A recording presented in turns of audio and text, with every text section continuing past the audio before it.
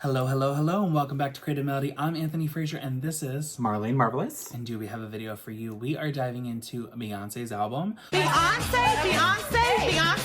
Renaissance. We are about to explore the world of dance music. Ooh. Beyonce came to serve us during the Big Sick, and we are ready to dance. We are ready to live our best life, and we are ready to be in the moment. So, we did not get to experience the Renaissance tour, but we did get to experience a bit of it on the Cowboy Carter tour recently, and we will be sending you guys a little bit of our travels with that and giving you some behind the scenes, some, like, what is that called? Like a vlog of our travel and our day there. So, yeah. We are going to jump into this album, enjoy it with us. We have some singles, live performances, and music videos. Actually, no, I'm just kidding, because you were the visuals. That's right. So we have some singles, and we have the album. And the unboxings. So we got a little bit of content. And then when Beyonce chooses to release the visuals, you will get them, and we'll review them. But until then, here goes the album review.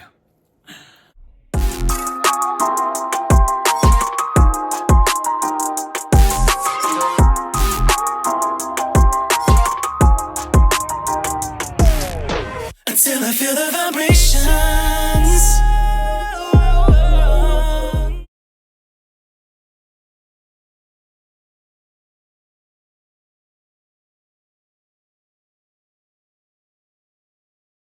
So we are going to start off with track 1, I'm That Girl. You know, all these songs. Did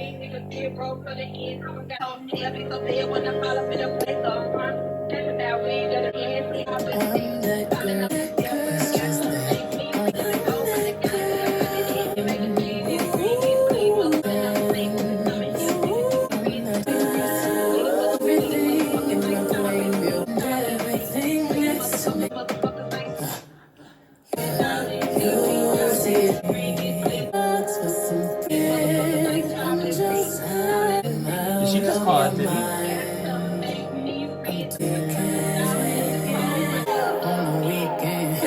Begin. I'll be pulling back with them words, losing my mind. I'm American. I've been thugging from Miami and down the block. Oh, that's cleanse me up. My un-American.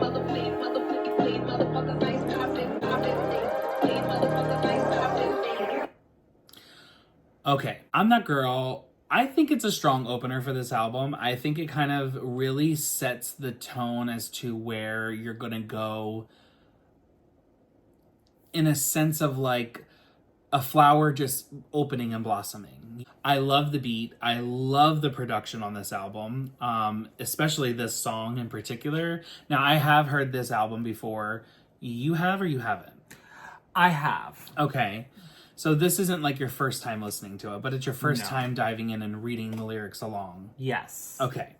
As for like what we're kind of going through, I do like what is being talked about in this song, okay? I do like, it's like the assertiveness and the demand for power because she feels powerful in the sense of being comfortable in her skin and who she is. And I really feel like that is something that is needed for women, right, in general, but even more women of color, right? I feel like women of color get beaten down so much. Like, if you're really looking at the totem pole of, black, white, and everybody in between, and male and female, and like who gets what and who doesn't get what, right? And who is the most hated of all, women of color are on the bottom of the totem pole, okay? Especially black women, right? And why is that? And it's because of society and how they have become indoctrined to keep black women not only at bay, but under the thumb, right? And I feel like this song is a good awakening song. It's good as in like, you're bringing forth the, like, the confidence, right? You're bringing forth the, no, bitch, don't put your head down. Lift your fucking head up. You're beautiful. You're gorgeous. You're talented. You're vibrant, right? You wake up every morning and readjust your crown. And that's how I feel that this song is perceived, right? You know, it's not my man. It's not my stance. I'm that girl. It's just, I'm that girl. From the top of the morning, I shine right through the blinds, touching everything in my plain view, and everything next to me gets lit up too. That in itself is just, I feel like it's encompassing of how a woman should feel when she's confident, that she shouldn't dim herself because of who she is in relation to with a, you know, man or woman, right? And it also goes into the self-confidence and awareness of, like, I get mine and people around me are going to get theirs as well, right? But you can also take it into another point of Beyonce just understanding who she is, you know, and Beyonce understanding that it took trial and tribulation to get to where she is now. And she is only where she is now because of the confidence that she sets forth. She doesn't step until she is confident in that step. You know, she doesn't make a move in an unwavering place. And I feel like the lyrics can both lend themselves to relation to other people, and then Beyonce can have these lyrics in a way that feel self-empowering for herself. How about you? What would you grade this? I'll probably grade it a 9.5. I really do like the song. It's so sad that we're not, like, listening to it all the way through, because I love how this bleeds in the cozy, but yeah, I'm gonna give it a 9.5. Okay. Yeah. I'm gonna give this a 7.5. Okay. You definitely hit the nail on the head when you said that this is kind of a introduction to the album. Mm-hmm.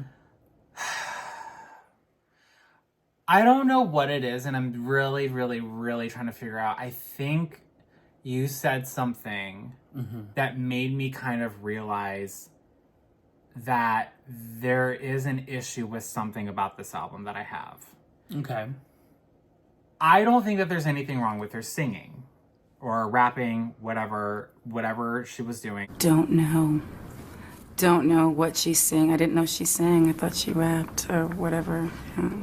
I don't think there was anything wrong with her delivery. You know, it's Beyonce. She's going to deliver how she normally delivers, you know, music and a song. That's fine. But there was something that was just so weird to have to hear you talk out the lyrics and having to hear her, again, sing and rap these lyrics. You know what I mean? I feel like that there is such a disconnect, almost, in a sense. It's weird. I don't know how to explain it, and I see what you're saying, but I don't know. Like, when I tell you I am struggling to mentally paint the picture of this song in my head, like, I'm literally, like, trying to grab any and every color on the palette, in, like, the cans and the box, whatever. Like, I'm literally trying to find any colors to, like, paint a picture in my head right now, and I just cannot. Like, I just cannot connect with this song. I don't know. And then, like, even, like, the fact that I feel like once the beat starts kicking in and starts getting faster, I'm like, that's probably the best part of the song and the only good part of the song. Okay. It's just, I don't know. Can I ask, is it because it's not, like, structured like a pop song? Could be. Okay. Could be. Because I feel like, and I'm trying to be careful with how I word this, because I don't want you to take offense to what I'm saying, but I also feel like it may just be a bit of not knowing the culture. You know, and I'm not trying to say that in a way that you feel attacked or anything, you know, but like R&B music isn't your first pick. Yeah. It really isn't your pick at all. You are kind of brought into R&B music when you're around your friends, like myself and Yeah. Junior and Marilyn, you know. A lot of Beyonce's music comes across like this since kind of like the Lemonade time. It comes across more like slam poetry, right?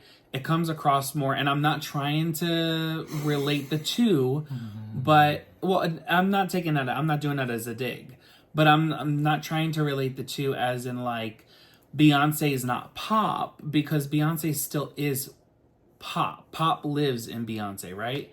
But so does R&B, and so does rap, and so does hip hop, and so does, you know, poetry, you know, so does the way that she writes. Like, I feel like you, and I'm not just calling this out, but you are very, when it comes to rap, you are very, Eminem is your favorite rapper, right? Yeah, Eminem, Nicki Minaj, Azealia Banks. Right, which are more the poppier artists of rap, right? And I'm not saying that top 40 isn't great, right? But when I'm saying of this particular thing, I feel like Beyonce approaches this album the way DMX approaches some of his music, you know? There are the songs that are the top 40 songs for DMX, right? But he also has where he can sit down and he can just kind of do like a slam poetry, right? Where he talks in particular the moment where he talks about the industry, right? Where he did the spoken word on the industry. That is kind of like how this is, right? Beyonce's just going at this song from a different stance to relate to a more specific, you know, group of people, right? She wants this music to be consumed by people who understand it. She wants people to be able to hear this and open up their ears because and I feel this way. It's not that I know this. I didn't sit down and talk to Beyonce. I have no idea what she actually thought when she went into the studio. But as an artist, I think that what she did was she said, you know what? I have fans, right? But what I want to do is I want to speak to my people in a way that my people will understand, and the people who care enough as my fans, who aren't just here for the top 40 hits, will at least pay attention and try to understand, right? And I'm not saying that you're not trying to understand. I'm just saying that it's kind of going over your head, you know? Okay. In a point to where you're like, you're not hearing the catchiness behind it. You're not hearing the pop chorus, and so immediately it's like there's nothing to retain the attention, right? Whereas more so you need to look at this from a story, you know, like a poetry or like a spoken word, you know? And that's how I feel like it would kind of cross over more for that. Like, Okay. this isn't, when it comes to Shell, right? Shell has The Cure, which is more geared towards the chorus, right, of The Cure, but it also has the storyline, right? And even Hashi, you know, Hashi is more like that spoken word, right? She has that story. She has that message that she's trying to get across. She wants you to be in the world with her in that picture. And she does have that catchy hook, right? She does have that through line that you're kind of seeing through, but in the end, she's telling this story as well. It's not really pop, it's R&B, you know? Okay. You know what? I think I finally figured it out. It's because there is no story. That one part that you just were reading, to me, has more like of a story and sounds better as a story than really some of the rest of this the rest of this song. Like, I just, like, literally the way that this, like, the first lines that Beyonce's saying, I'm realizing I'm like, I don't care for it at all, because to me, like, Diamonds and Pearls, okay, cool, girl, like, you're about to say that for the rest of this fucking album. Like, literally, I feel like probably she's gonna mention Diamonds and Pearls and all that shit fucking throughout the rest of this. I pull up and these clothes look so good. I feel like we're gonna hear that line, like, probably 5 times in this album. But I think that that's just kind of what it is. I think it's just like I think there is a lack of a journey for me at the very least, that I just don't really, again, that's kind of where I'm like, where are we starting? Like, I don't feel like where we start, like, I feel like the line that you read is where we should have started, because you're waking up in the morning. I'm like, okay. But this is the forward. What she's saying here is the forward. I pull up in these clothes, look so good, 'cause I'm in that hoe. You know all these songs sound so good, 'cause I'm on that hoe. Dead ass. Dead ass. I'm dead ass, right? When she's saying that, she's not saying like dead ass just to say it, right? It's not like an ad lib. She's saying it because it's more of like how she's saying it. Dead ass. Like, duh. And then she's like, but I'm dead ass. Like, she's trying to let you know, like, I'm serious. Not I'm serious. The first one was I'm serious. The last one was like, if you know, you know. Okay. Because, like, what she's trying to assert here is that on the outside, on the exterior, when she goes into these parties, when she's in these rooms with these high whatever society people, she's that bitch, right? But in real life, she is that bitch. It's not about the diamonds. It's not about the clothes. It's not about the songs. She presents herself as this empowered person, right? She's that bitch. She is that girl. She's on that, and it's something because she's on it, right? Everybody takes it into, oh, it's Beyonce. It's Beyonce. It's Beyonce. But she presents herself as Beyonce. You are Beyonce. And she gives this grand gesture of Beyonce, but she's like, don't get it twisted. I am grand because I think I'm grand. And I feel like that's really the message of the song. The message of the song is the empowerment part of it. And that's what she's trying to tell the listener, is like, I'm empowered to be Beyonce because I present myself as Beyonce. I'm not empowered because of the clothes and the diamonds and the pearls. And that's what I'm saying. Like, the analogies behind this and kind of how she's saying it isn't so literal. She's using these analogies in the context of creating a picture to make it sound less literal. But the people who understand these analogies are getting them. Okay. You know what I'm saying? I'm not trying to like down you or say like you're dumb or anything, right? Sure, Jan. I'm just trying to help you understand like the way that it's being sung and what she's saying. It's to make you think about what she's talking about. I mean, I think at the end of the day, I'm just gonna chop it up as it's just the writing. I feel like the writing could have been better. Okay. We're gonna go into track 2, Cozy. This a reminder.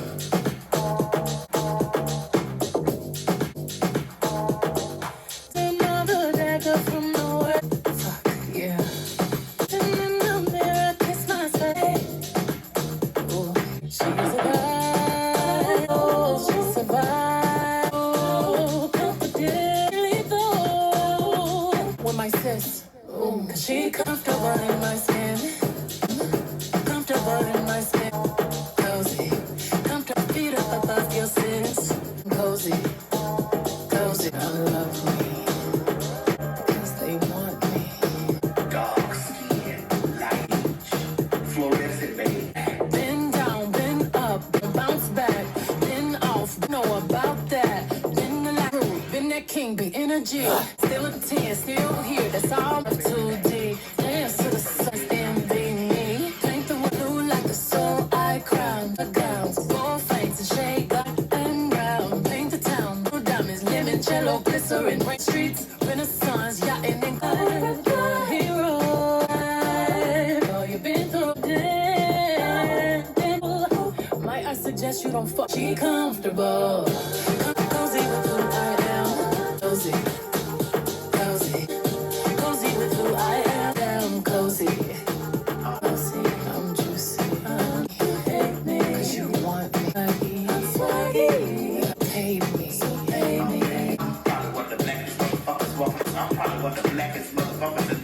Comfortable in my skin. I am. I love myself. Cozy.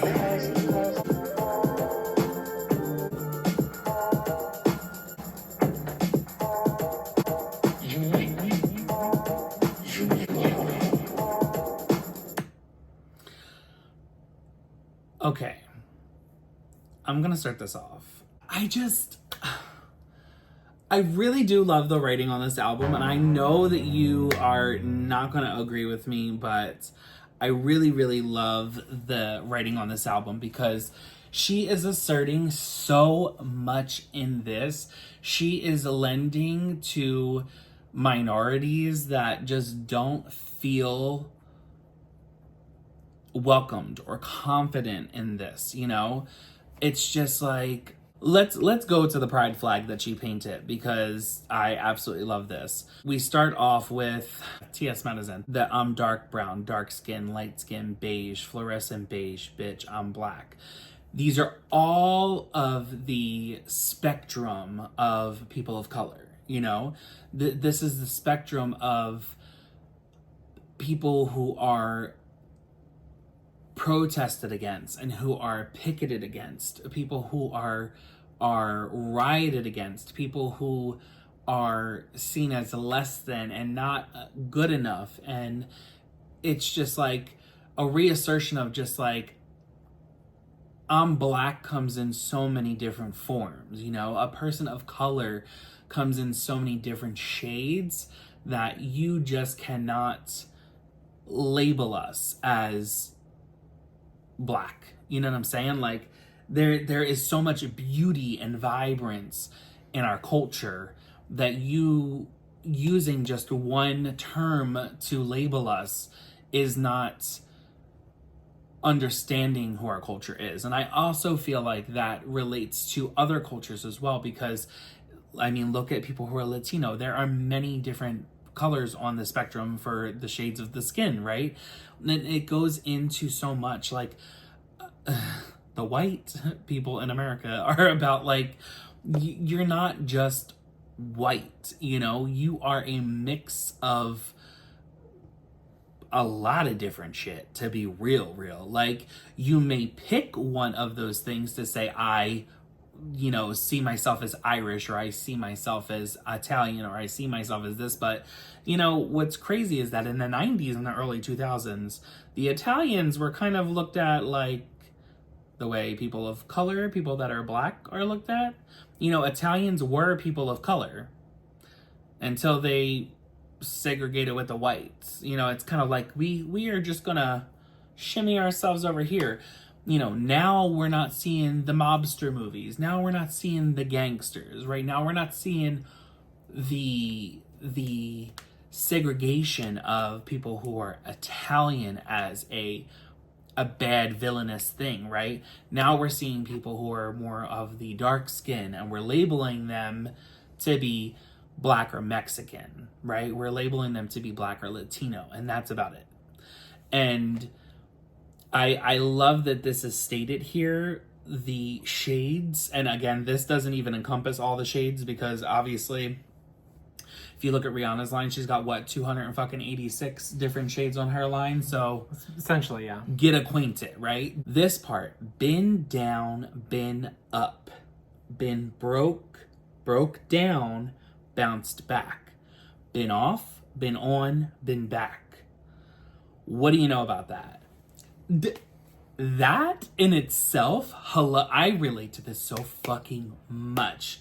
Like, I've been beat down, I've been built up into being fucking gaslit, I've been told, oh, this and that about your life, you're gonna go ahead, you're gonna do this, you're gonna do that. I've ridiculed myself. People have ridiculed me. I have been down financially. Like, there's so much that I relate to in just that sense of it in itself. But also in the LGBTQ life, being gay in itself, right? There is just so much that society has kind of put on to deem one as either not good enough or beneath or less than, and it really sets you in a mindset of just a bunch of negativity to kind of put you in this depressed, anxious state, right? And right here in what she's saying that she has been there, been back, and been again. She has been through trials and tribulations. She has walked through the fires, and she has built herself up just to be torn back down by the media, by the public, by everybody. She's been off, been on, and been back, right? It's just like people who can't relate to, and I say this about a lot of people in my life who have always said shit about my finances, but like, if you don't know what it fucking is like to live paycheck to paycheck, to literally get your paycheck and pay as much of your bills as you possibly can and still go without, we don't relate. We're not in the same boat. You know what I'm saying? Just because, oh, I've had debt before. Girl, debt is one thing, right? Living paycheck to paycheck and not being able to see yourself into the next day, that is another thing. Having to literally go to work and not take off because you're sick, because you don't have time off or the available time to take off, or your company doesn't offer time off or holiday pay or this and that, and you know, I have to work twice as hard to be able to get somewhere that other people who are just gifted this opportunity or who have, you know, had the luxury of going to school and this and that can just get on first hand. There are people who can't relate to this scenario, right? Let's not compare where we don't compete, okay?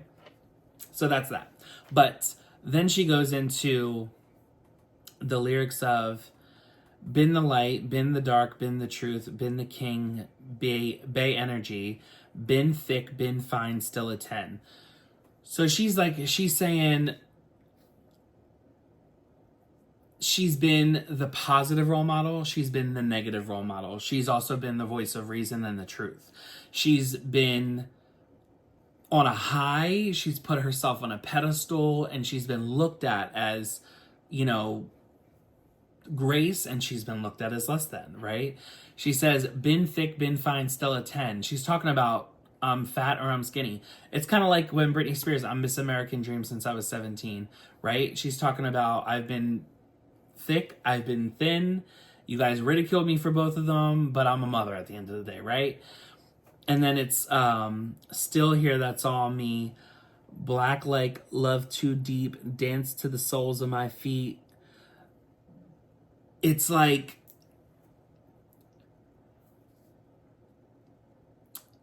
living in your passion. I'm gonna rate this a 10. Go ahead. I'm gonna give this a 9.5. Honestly, reading the lyrics helped this a lot better because before I just can't really understand what she's saying. So I really like the lyrics here in this song. The song's musically is okay, but I think the lyrics definitely carry the song itself. So, and her delivery in it too.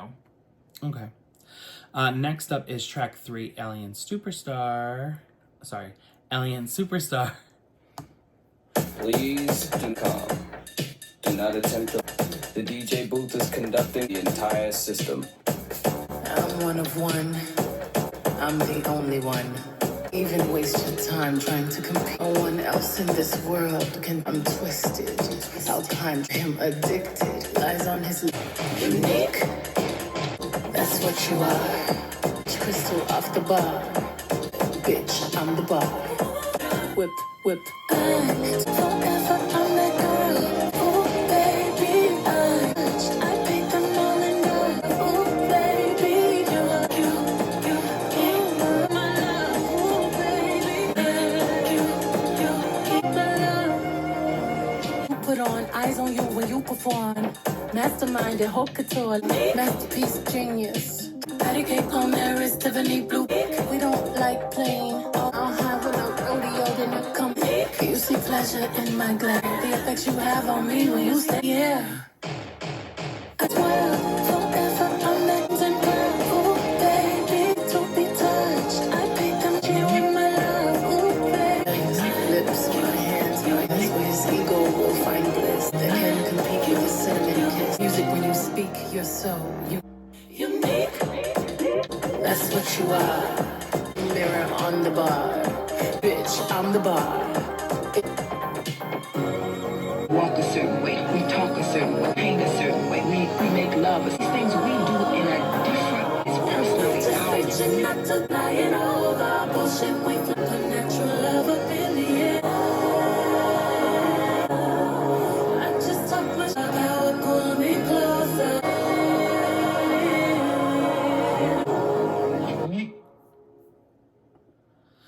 Alrighty.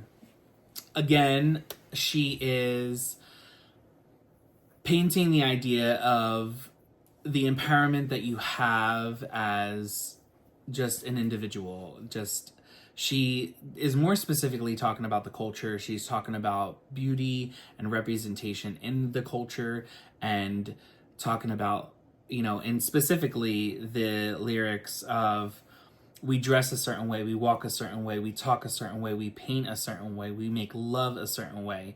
You know, all the things that we do is in a different, unique, specific way that is personally ours. She's talking about the culture. She's talking about the representation. She's talking about men and women in the culture there.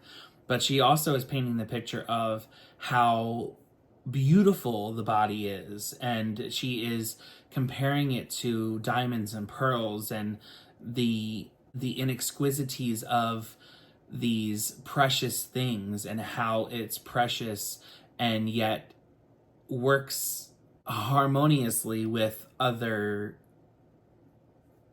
guy things in, you know, the culture, you know, and man and women, and when they're together, and, you know, how they make love and stuff like that, right? She's also talking about, you know, in the beginning, she's kind of got more of this like pose, right? She's got more of this ballroom scene analogy that is kind of going on. She's kind of painting it so that it is representing the culture, right? But also representing the ballroom and where it started and how it got its footing, and that it was once deemed as like different and we don't want to be a part of it and this and that, and now it's looked upon as like something that is precious and timeless, and it's a moment of history that can't honestly be replicated, you know. And also kind of shining light onto gay culture in itself as well. And I feel like there is a very harmonious thing that happens between people of color and the LGBTQ community, where we also don't find ourselves accepted all the time when it comes to majority of the men in Black culture. But I also feel like that is also indoctrinated from growing up in the world and the society that they kind of lived in, because they've always been told that they had to be the man, right? They had to be the protector of the house, and they had to go to work and basically do and be all these things, and so much pressure was put onto the shoulders of them that if you're not seen as a man, you're seen as less than, right? And now I also think that this has become somewhat culturally unacceptable to accept somebody of color also being somebody who is going to be gay or a lesbian, right? Whereas I think lesbians even kind of get more of a pass in Black culture. But gay men are kind of looked at as even less than, right? Because a lesbian is kind of looked at as like, okay, well, she's strong, she's got this, right? But a gay man in Black culture is kind of looked at as like, you're not carrying yourself in a way that is stern and a protector and somebody who kind of like can wear this armor, right? And so I think because of what society has kind of deemed and put on Black people in general and people of color, that it has created this kind of stigma around also being in the LGBTQ community. And I love that she kind of intertwines both of them in this song, because it's so beautiful in the way that she does it, that it just kind of gives like a lending hand of not only hope, but acceptance of like, I see you, I love you, and you're perfect in the way that you are. You know, in both cultures, you know, in the you know, Black and people of color culture, and also in the minority of LGBTQ, right? So I'm gonna give this a 10. This is honestly, I think, my favorite song off of the album. Ever since I heard it, this was my favorite song. As for you? I'm gonna give this a 6. Lyrically, it's about as strong as I'm That Girl. I feel like that we're trying to incorporate way too many different ideas and things. It's supposed to be alien and ballroom and like, I don't get it. I don't get it. There is too many different things. Too many different things that we're talking about. Too many different topics that we're talking about in one song. Something else. Do my eyebrows. Something else. Lyrically, I feel like we should have just kept it more like one theme or something, or at least kind of narrow it down to like, if we're gonna like take it all together and mush it all together as one thing, I feel like it could have been a little bit more cohesive lyrically. Because I love the intro. The intro is really, really cute. It's such a cute idea how we start off, right? The music is whatever. It's fine. It's okay. You know, like, I think that the music in the chorus, like, and how she's singing, I feel like that's all very, like, it all works together. And I feel like the verses and, like, you know, how she's singing and rapping, like, it's fine.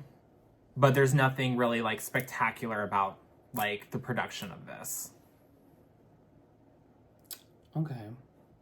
The next song is going to be track 4, Cuff It.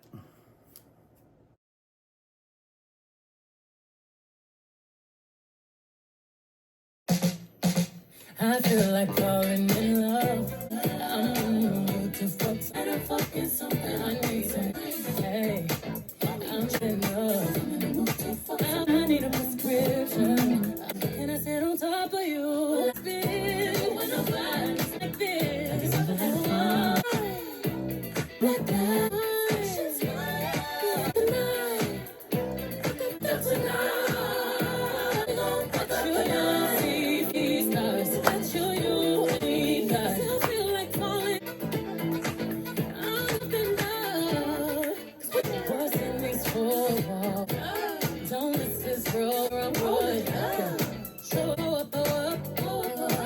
I clean it up when nobody's been. Have you ever had fun? I need a prescription. Yeah. Can I sit on top of the night? Fuck it up, say shit's fine. Legit, come and fuck up the night. We getting fucked up tonight. We gon' be far. Let you see you elevate. Let you feel like falling in love. I'm in the mood to fuck some. On my body, boy, you got it. I've got it. Got me acting right. It's so exotic. I'ma see you squeeze it, don't let it go. Oh, I got time today. I got time. Oh, I got time today. I can't wait today. Oh, yeah, you. Cup it, back. Bust it, hey, baby. Anytime, I don't mind. Yeah. Oh, yeah, chicken fire, I put my cup up. We gon' fuck up the night, take flight. Fuck it up, we'll see stars. Chew you, levitate. We gon' fuck up the night. Fuck it up, I love that song, and I love that fucking... The transition between Cuff It and Energy is just so fucking seamless. It is just perfection. I absolutely love it. Anyway, let's discuss. This song is amazing. I absolutely love this song. This was one of my favorite songs off of this album after first listen. I'm gonna give this a 10. Absolutely love it. I wish we got more of Renaissance, like the Alien Superstar on Renaissance, because this is actually produced by Rami. Oh, okay. Mm-hmm. You know, from Oops, I Did It Again. Yeah. The beat, the flow, to be honest about this song, it really makes me feel like being back home in Philly. It makes me feel like going to, like, it's summertime, you're going over to your friend's house, you guys are having a fucking barbecue, like, everybody's there, everybody's vibing, everybody's chilling, you got, like, the fucking line dancing going on, you know? It's just, it's a moment, it's happy times. It's kind of like what it reminds me, the beat. I'm not saying the song, I'm saying the beat, right? Okay. The lyrics obviously sound like something a little bit more intimate, but the beat in itself just kind of brings me into that whole thing, and like hearing the trumpets and the live instruments and the horns and everything just kind of like really tie it in to be something more grand, I should say. Okay. Kind of like we had like the Mummers Day parade in Philadelphia, right? And it kind of makes it feel like that, like something like larger than life, like a parade, like a festival, like a, you know, something big, you know? Mm-hmm. Something of celebration. And I really do feel like she is celebrating on this song, but the lyrics wise, it takes it completely out of context, which is why I kind of like that we got the remix version of this, because I feel like the words really fit more in the remix than it does in this song itself. Oh, yeah. Like, I just feel like the two beats are just completely different, you know? Like, there's a whole new vibe on the other one, okay? But for me, yeah, the beat kind of reminds me of, like, you know, back home, going to parties, going to the, you know, barbecues with my friends and stuff like that, like having like family gatherings and just like really having fun and just like being there and just loving and creating memories. But the song itself and the lyrics, which are great, it has a more intimate side and is very tasteful. I feel like it's tasteful. I feel like the way that, you know, they wrote that song was very tasteful. Unlike me, you know, I'm over here like, throw me on my back, call me this and that, blah, blah, blah, blah, blah. Like, I mean, some people find that tasteful. Grab you by the ankle, hit you over the head. Like, there's just a bunch of stuff that I talk about in my songs, and people are like, vivid, so vivid. Ah. Oh my God. Time and place. I mean, I could get a taste of that. No, you will not. You will not. I mean, see the door, friend. See yourself on the other side of it with it locked on my end. Anyway. Unlock it right now. Or I'm calling HR. Anyway. Yeah. How did you... Tell me you hated the song. I swear to God, I am scalping you right here. No, I love the song. It's a 10. I really do like the song. Y'all, I'm gonna get this bitch. Like, there better be more cohesiveness between the two of us, because the more she does like shit that I actually like, the more she will come up scalped. I'm not playing. Warned you hoes numerous times, bitch. Y'all hoes got me fucked up. I like that this is using the same sample that Janet Jackson used on her song All For You. I don't know. I think it's really... I don't know what the original song is called. But, yeah, I think it's really, really cute. And I really like it. I do like the lyrics. I like the whole... I like this, like, new beat for the song, like, from the original song of itself, you know? I don't know. I really like it. It's cute. And I feel like it really fits and helps the album. The next song is going to be Energy, track 5. On stage rocking out stud crib by 1980s. Come at me, be energy. Energy. Just five. I don't get out of line. Ooh, pick a side. Double lines we cross is dollar sign. Hold up. You just got paid, make it rain. She more Cancun, he lost it. Wave in the room, the crowd gon' move. Around everybody on mute. Look around, it's me and my group. You was on stop mode, it's vogue, no pause. Chuck to stack Kodak, energy. Energy, yeah. Raw dinner, you know that we do that, I'm gon' be extra. And they kept waiting like that. That's the way them boys sound when I walk through the block. Was just chillin', minding up in it, but still sipping it up. Flick at you all in your feelings. I'm daring, your man staring with derringers, cause them Karens just turned into Stop mode, got force. Chuck too much, get picked on energy.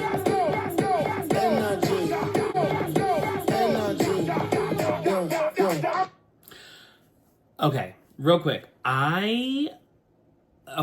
Cuff It is it's probably my second favorite song on the album. Energy, I feel like, is just that it's more like a interlude from one into the next. It's more of like that transition period for me. The production isn't like so grand in it, right? It's kind of like this in between, right? It's a bridge to get from Cuff It into Break My Soul. But it's also strong in the lyrics as a division of politics, right? And a division of culture. And so when we go back to the beginning, vote now 45, don't get out of line. We know who that president was, the current one. Pick a side. The only double lines we cross is dollar signs. So she's telling you, it ain't black and white, bitch. Just pick a side. Pick a side. Don't sit on the Humpty Dumpty line over here, okay, bitch? Pick it. You either on this side or you on this side. You either on the right side or the wrong side. You either on the left or the right. Get it together. And then it said, again, like kind of going through Show Me Cancun, she more Cancun, he more Saint Tropez. She's just kind of like talking about like the yin and yang of who they are. Like they kind of are on the same vibe. They're kind of in this whole, they're in the same vibe, but they're also two different vibes in itself. Like they're both maybe from the same background, but one is calm, one is more party, when she says the gold links raw denim, you know that we do it grande, you know that we do it extra when the camera go pop, pop, pop, pop, pop, pop, right?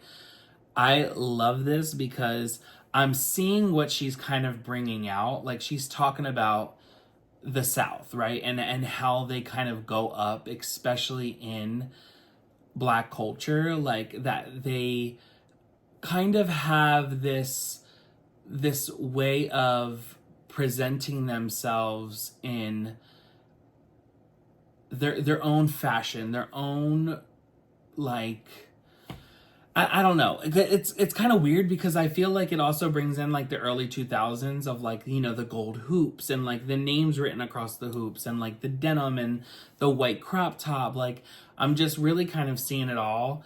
And that's kind of what's going through my head, but it's also kind of like comfort, like comfort look and comfort clothes and kind of just like your everyday wear of what you do and how you hold your fashion to a, like, this is our standard, like this is where we draw it back to, sometimes this is like where we are at our heart.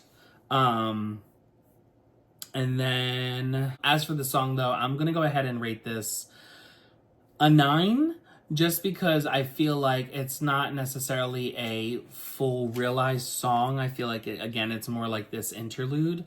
But I do think it is imperative to have with Cuff It and Break My Soul.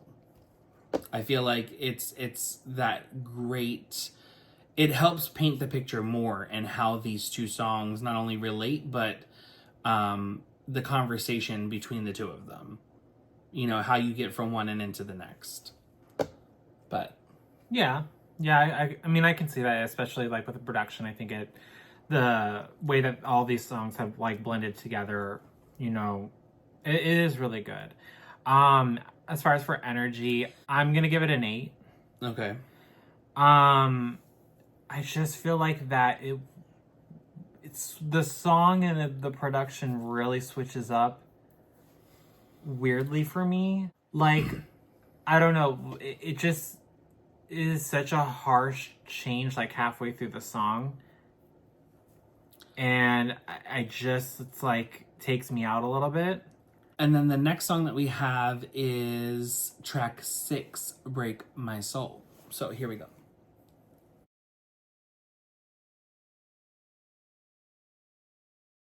I'm about to explode. Take off the slow and make it go.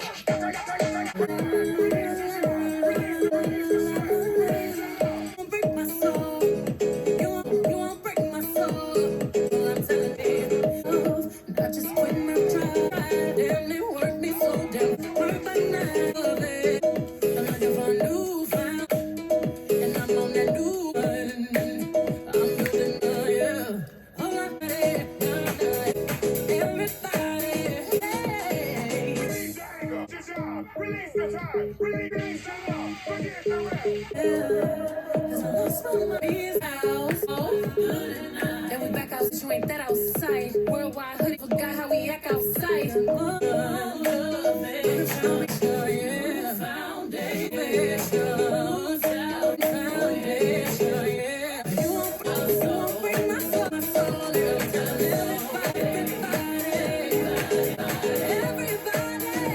You don't see it, you won't see it. Break my soul. You don't think it, you see. Break my soul. That's not justified love. Around in circles, searching for love. Down, lost and found, searching, looking for something I need. Oh, you won't break my soul. And everybody, no, you won't break my soul.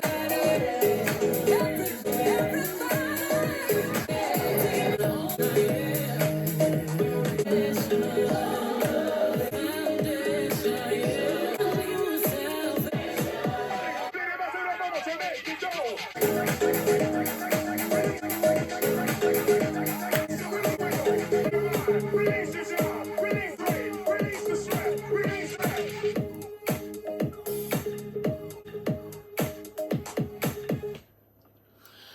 I'm about to live my best life at this concert, especially if she does any of these songs. I'm gonna literally die. I love this song. I absolutely love it. I'm gonna give it a 10. Can I just say, like, when we were in the pandemic and this song came out, I was like, okay, Beyonce. She read the room. She understood the assignment. She said, these people need to stop crying. They need to start dancing, heavy breathing. We don't care, girl. Let it loose. Give us the moment. and she gave it to us. And honestly, I absolutely love this song. It was one of those earworms that you were just like, even if I hate the bitch, I can't hate the song. You know what I'm saying? Yeah. Like, I just feel like it just... Katy Perry wish. You know what I mean? Like, she wished she was getting this on 143, and she wasn't. She wasn't given any of this. This song was just so good. This album, I cannot wait until we get into this album. Oh my God. Do I love this album? 10, 10, 10, 10, 10, 10 to 20. 10, 10, 10s across the board. 10, 10, 10s across the board. Absolutely love this. What did you think of this? I will give this song an 8. I really... An 8? Yeah, I thought it was fine at first, but then as I listened to it, there are things I don't really care for it. This is probably the first time I ever really got to, like, read the lyrics. Okay, and really, what was wrong?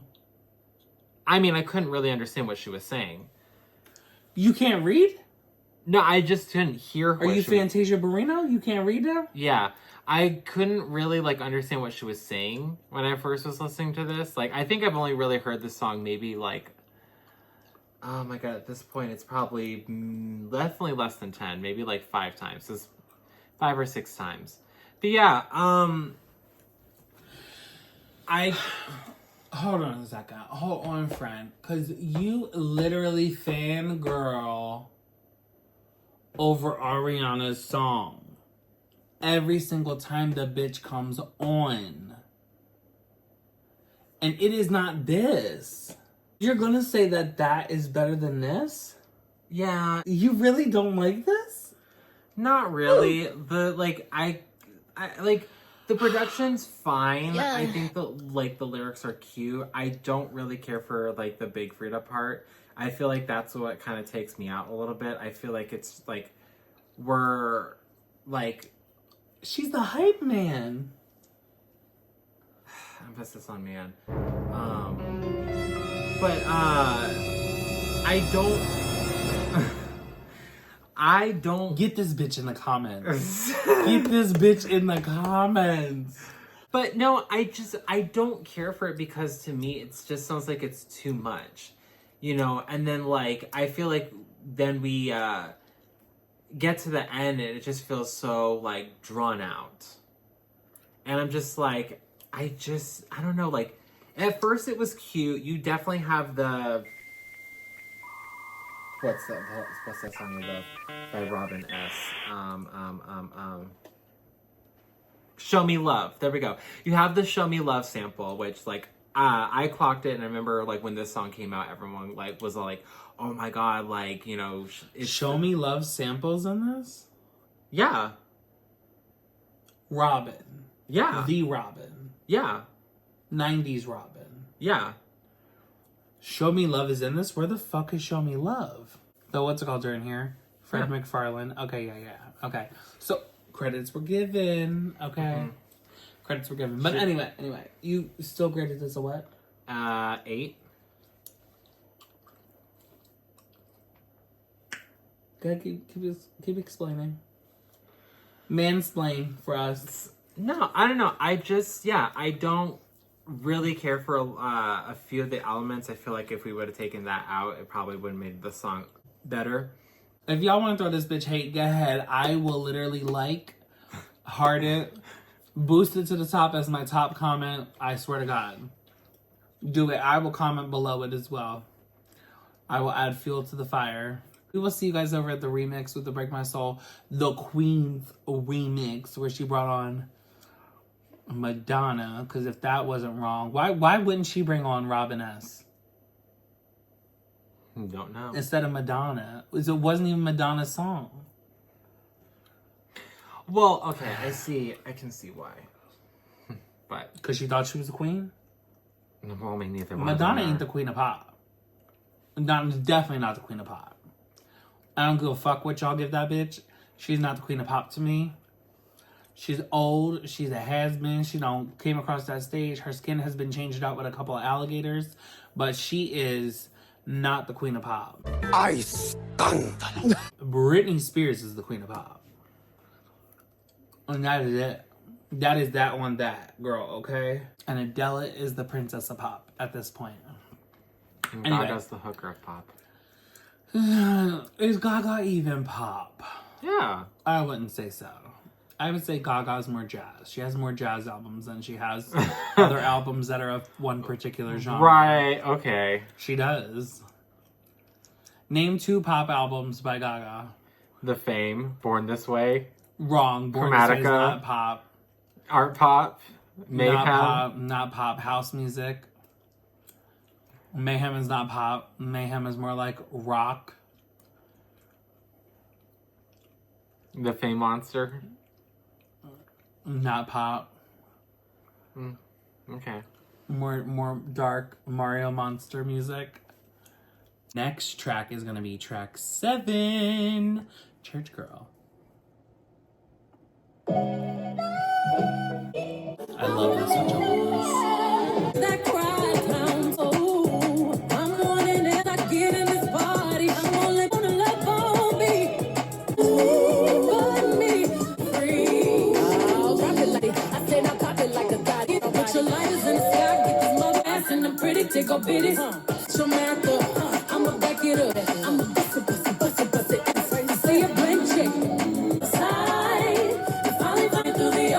the tears we cry. We cry. You know you got church, doing God's work. You go and eat nobody. She got it. We said not drop it like the got it. Church girls acting loose, bad girls acting. Let it out, girl. Put it in. I said not drop it like the body. Drop it like you're watching church, girl. Don't hurt nobody. You can get it tatted. It's in the sky. Get this motherfucker lit. Pretty take up bitties. Forget your I'ma back it up. Back the thotty. Nah, drop it like a thotty. Oh, drop it like a thotty. Drop it like a church girl. Don't hurt nobody. Trying to bring the life up in your body.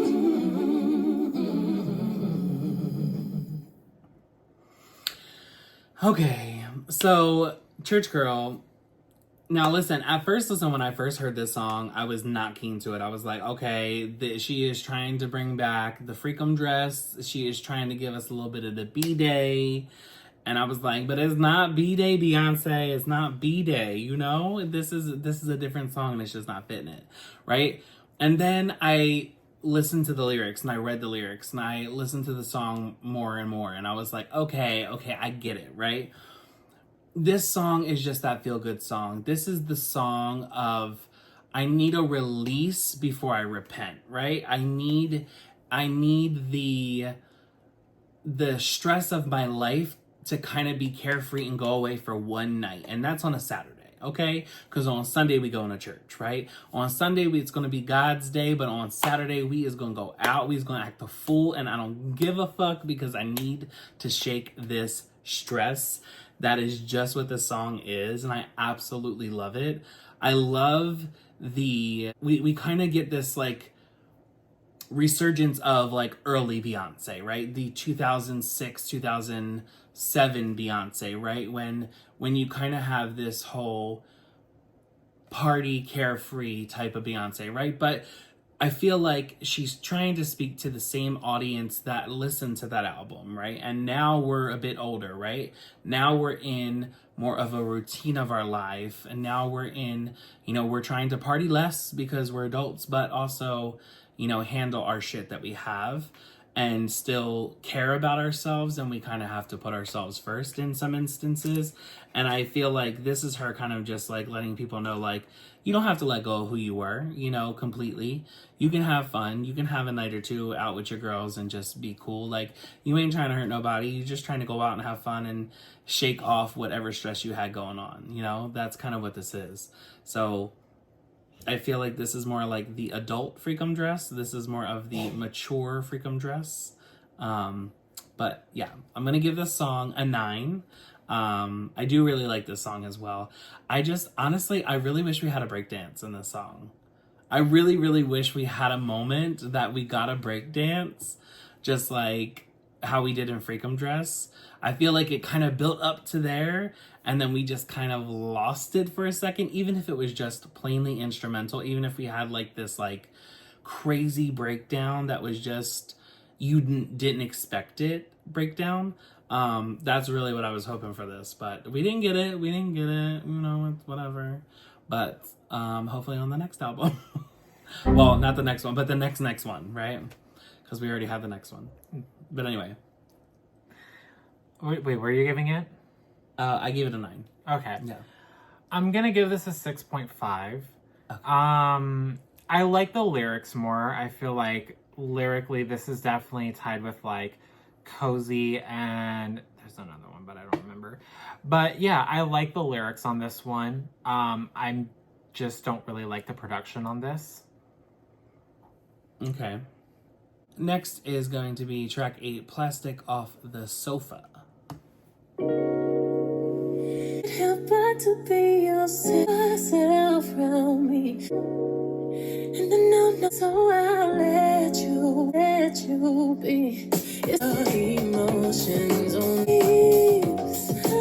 Out to the face you make for you that I have.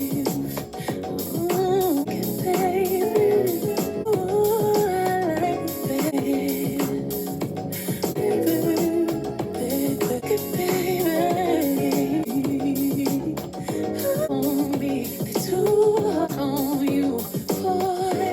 Your secret weapon, no, I know you had it, and you let your feeling away.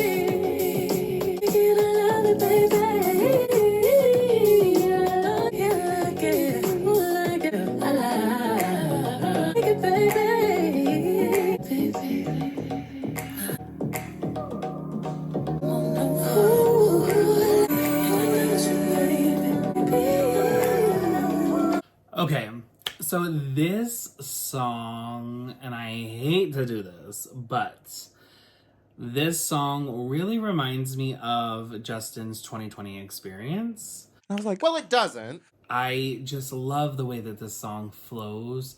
It kind of just, like, the beat is there, right? It kind of just allows her vocals to just be the star of the show. And the trills, the runs, the vocalization, the harmonies, the melody, the everything, all the choices were just perfect. If there's a moment on this album where it's just like, we want you to shine as a vocalist, it's this song.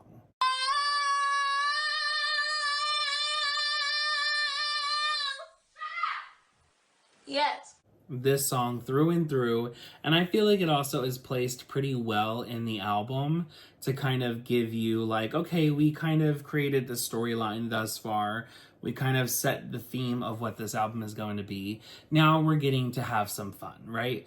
It is a more sexual song, right?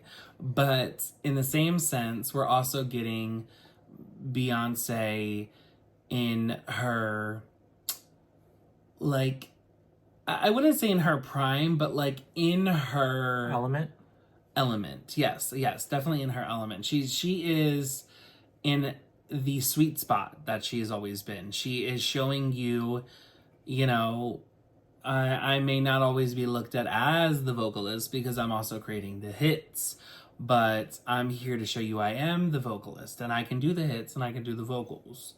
I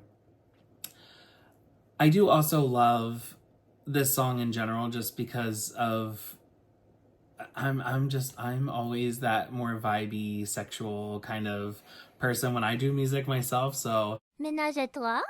This song kind of speaks to me. I also love the challenge that everybody did with Beyonce's runs and, you know, kind of going over the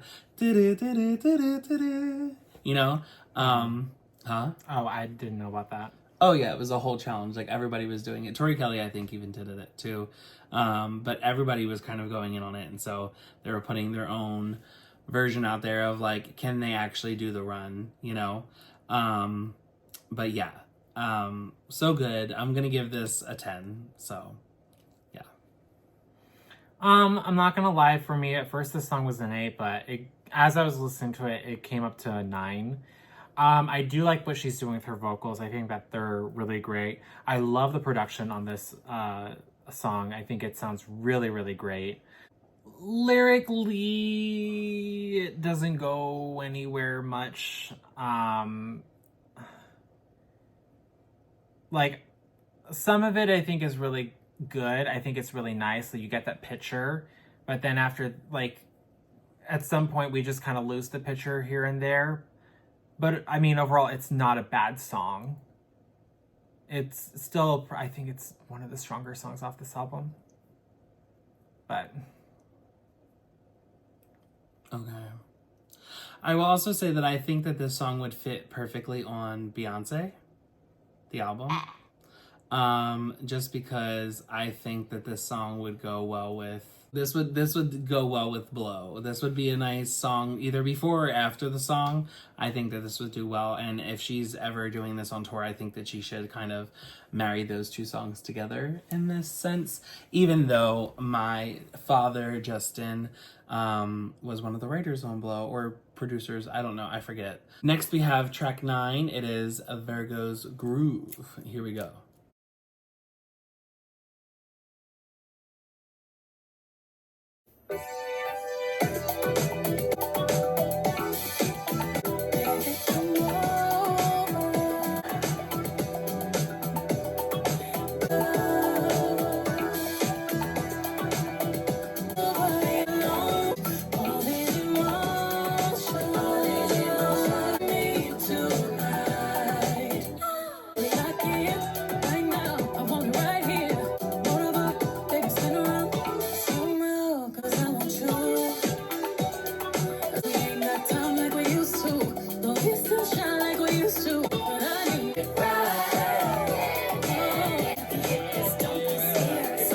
get you high. Don't need, oh, right now, right here, right now, put it on, right on my glass, I want it right here. It's only gonna get you high. Be through the night inside. It's washing over me. Your hands so strong when they're gripping on me. Oh, you, I scream so loud, I can't touch me to love something. Yeah. Oh, you bring me back to life. Oh, you make me lose my mind. Trust me, baby. Love somebody, love somebody. Your love, baby. Talk to me now.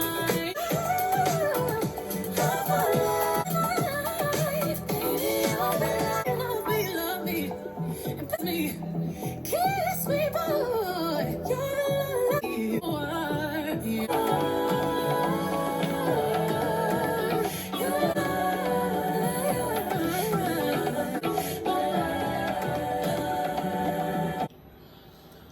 Okay, so let's talk about this. This is one of the songs I still like, but I'm not like obsessed with, right? On the album. I feel like this song is more so here. I'm not gonna call it filler, but I'm more intended for a moment to like regroup. You know, like if you're playing the album from start to finish, this is more like kind of like your meltdown, like grab a water. You know what I'm saying? Like your water break type song. And then you kind of like go back into the beat, right? She's kind of giving you a moment to like chill, rest, groove, and like kind of like a, what is that? Like a cool down. You know what I'm saying? She gives you that cool down before she ramps back up. It's also where she shows her vocal agility. Okay, bitches over here in the rafters. You can't even get close. You can't touch. The head voice is just beyond. She's like, you know what I'm saying? Just like out of the world, right? Yes. She does so well showing these different facets of her throughout this album, and vocally, like she gives this multi-dimensional object that is like 7D, right? And you're able to see all these different sides and like layers of who she is through, I'm not gonna say songwriting, but through the, you know, the vocals and like how she's singing, what she's singing about, who she's singing about, the emotion that she gives you. You know, like we really don't get a ballad on this album, but we get these more mid-tempo, like kind of earthy love feelings, you know, like these love songs, these emotions, these connections she's having, whether it's, you know, relation wise or sexually or whatever. Like she's giving you that emotion on 10 at all times, you know. There are so many different songs on this album, and like majority, like if you stuck 10 people in a room, you had to listen to this album, don't you dare. Don't do it. Don't do it. Don't do it. If you stuck 10 people in this room, they listen to this album though, they're all gonna relate to similar songs, or they're all gonna relate to a song on the album. No one's gonna completely hate the album unless it's this bitch. There can be 100 people in the room and 99 don't believe in you, and you just need one to believe in you, and that was him. You know what I'm saying? But yeah, no, I really do like this song. I am going to give it a 9 because I feel like she goes through like the Olympics vocally. But I also am like, I kind of feel like with this song the same way I feel about Heaven on Earth on Blackout. You know, it's not that I hate it, but will I skip it? You know what I mean? If I'm in a mood to dance and I don't want a cool down, I'm gonna go whoop, right on to the next one. You know what I'm saying? Yeah. And I get along with Virgos. I really do. I get along with Virgos. I have a lot of Virgo friends. Some of them have done me dirty, but I have a lot of Virgos friends. So I like them. I like Virgos. But is this song for me? Not 100%. But I'm still going to give it a 9 because great vocals.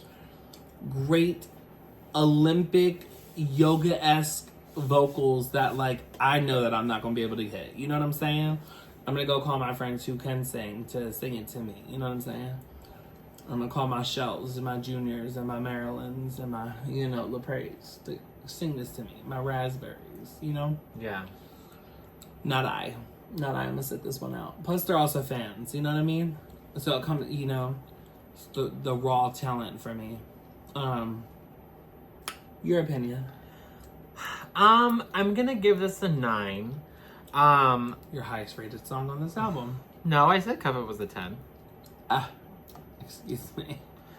But yeah, I think with Virgo's Groove, like, it's not bad. I don't understand why we made it a 6-minute song, but, like, it's okay. I think that, like, yeah, her vocals are cute. The lyrics on this are cute. The production on this is nice. I just don't understand why it had to be 6 minutes. And then, I don't know. I just kind of felt like we could have just shortened this up a little bit, but still, it's not bad. Like, it's not a bad song. It definitely fits with the album. But I also know and understand, like, that's kind of what the music was like back in the day, where, like, the songs would drag on to, like, 6 or 7 or 8 minutes long, maybe even 10 minutes or 12 minutes long, So I see what she was doing. So I can't fault her for that because it does fit the theme of the album. Yeah. Next, we're going to go into track 10, Move. Here we go. Oh, featuring Grace Jones and Thames. Move out the way. I want my girls only on these space. When the queen come through, like the rest. How many times it's broke up? Humble like we probably get turned into trouble. Cause we broke up, it's broke up, it's broke up, it's money. Don't make it turn into trouble, jungle. Anything held against you, you have to move off, make room. Big boss on the move, yeah. Bounce it. Everybody around me. Bounce it.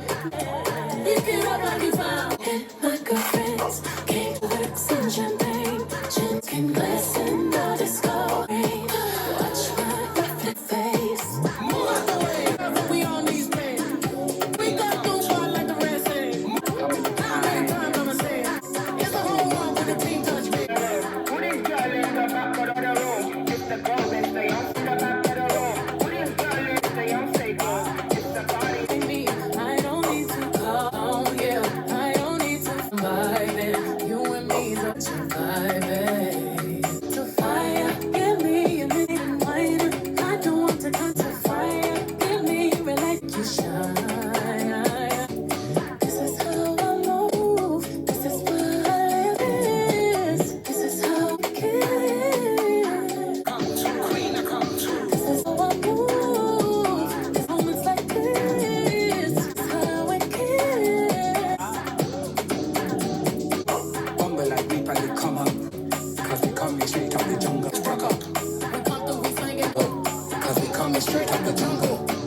Okay, this track, I will 100% tell you right now, when I first heard this, I was kind of like, I'm over it. Just move on. Too repetitive, too all over the place, whatever. Oh my god. I have, and I'll never. Again, sat down, listened to the song, went through it, and I was like, this is a vibe. Like, honestly, it's more of a vibe. It's more of that just, like, dance, let yourself, like, just be free kind of moment. Like, it's just, like, a feel-good song to just kind of just continue the vibe, continue the party, right? I love the dance hall. I love the reggaeton. I love the... sorry, not reggaeton. I love the dance hall. I love the reggae. I love the island vibes in this song. I love the sense of Americanization on it. The sense of pop music, the sense of R&B music that was kind of placed on it, because I feel like it's all these things kind of swirled into together. It's like an amalgamation of these different genres, and I feel like it really sits well. I also feel like some of this kind of sounds like Tyla's music in a sense. Like I can hear where some of the Afrobeat comes in and the dance hall. Now, do I necessarily prefer this over Tyla, in a sense? I don't know. It's still a vibe. It's still good. But the song is, to me, still... It's not a single. It's not a single. It's definitely probably more filler. It's probably more like, just to keep the party going type thing. Okay. But yeah, so for that, I'm going to give it a 9. But yeah, it's a moment. It's a moment. Okay. I'm going to give this a 6.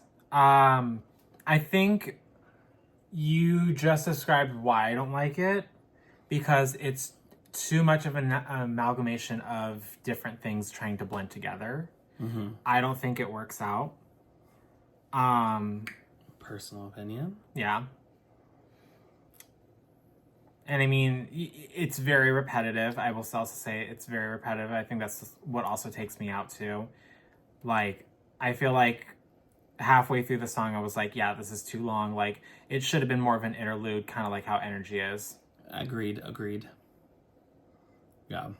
Or it could have been broken into 2 interludes, I feel. Because the second half I kind of prefer more than the first half, but I'm also like, damn, I kind of do like the first half after listening to the second half. But I don't know. I feel like we could have kind of spaced it around. Again, I think it's a decent transition song in between Virgo's Groove and Heat It. Yeah. But that's the next song we're about to get into. So let's jump into Heat It. Track 11.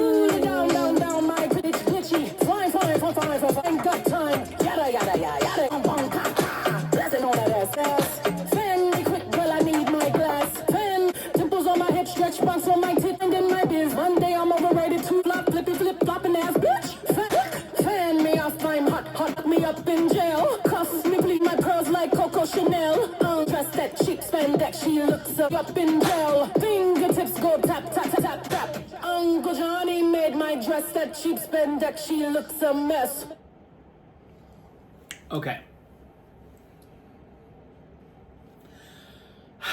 Let me be honest. I have spent the better half of my life since listening to this album when it came out hating this song.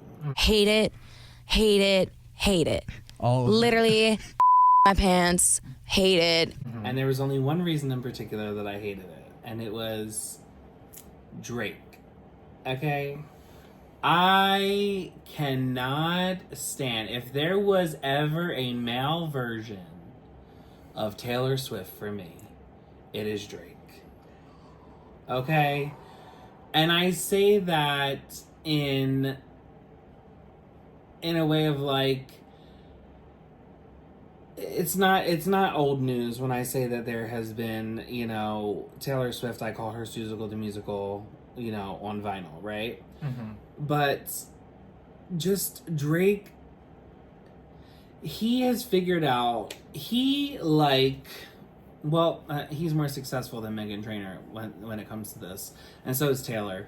But he has found his sweet spot, right? He has found the sound. He has found his way to be able to sell a song, right? Mm-hmm. But every fucking song sounds the same.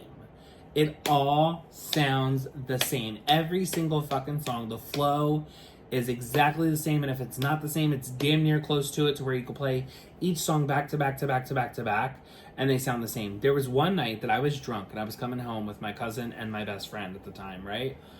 And we were all sitting in a car, and they were obsessed with Drake, and I was drunk. And I think we were literally coming back from Vegas. And I had to spend the better half of 3 fucking hours listening to what sounded like the same goddamn song being played for 3 fucking hours in a row. Now listen, I love me some Britney Spears, but playing one song over and over and over and over again, which, by the way, I have a song on my album called Over Again. Make sure you spin that when it comes out. But anyway, if I had to listen to one Britney Spears song over and over and over again, and it wasn't like a different rendition, I think I'd fucking throw myself into oncoming traffic, okay? And that's what it was like listening to Drake's catalog. So when I heard this song and I started to hear the Drake flow come out, because it's very apparent the parts that he wrote. It's very apparent what song this is and who it is, right? Even when Beyoncé starts to sing the verse in itself, you can tell that what parts were written from Drake's. You know, the staccato is still the same. The melody doesn't change. Even when Beyoncé sings it, instead of him talk rapping, it's still in that same cadence. It's the melody is the same. It's just the fucking same. So my bias on that part lived out the better of the last couple of years. Okay, 3 years, was it? 4 years now? But I have found a new love for this song listening to the second half of it, okay? When Beyoncé goes into the bridge and she kind of gives us this, is it Big Frida, I would say? Like this more like Big Frida-esque, you know, you already know, ballroom type of rap, you know, I feel like I like it more because it doesn't fit Drake, right? At that point, and I mean, listen, it is real funny.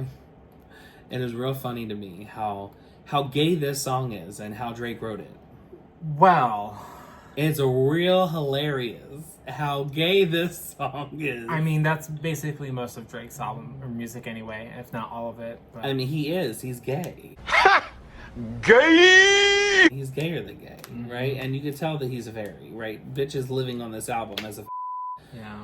But I don't know. I'm just like, girl, Drake, if we just took his name off, I think I'd feel better. Honestly. Okay.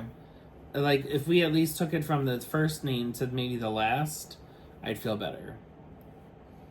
I really just don't like his staccato, his vibe. Okay, so I'm gonna give this song a 8. I'm gonna give it an 8. I like that the production kind of gets better over time. You did mention before to me that Drake did write the song and that's why you have an issue with it and you can hear it. And to be quite honest, I didn't hear it at first. Now knowing that information, I literally can hear the parts that Drake wrote, and I'm just like, okay, it's whatever. It's the parts that I just tune out to. But the second that we get to the parts that aren't written by Drake, it's much better. Yeah, that's kind of where I'm like sucked in more. I'm like, oh, okay, I see what the problem is with this song. So yeah, but I don't know. I do like the production on this, and I kind of do like the lyrics a little bit on this song. But again, the parts that Drake wrote, that's kind of right. Did right. Illiterate. That's where I check out. So yeah, same. What did you rate it? An 8? 8, yeah. Okay.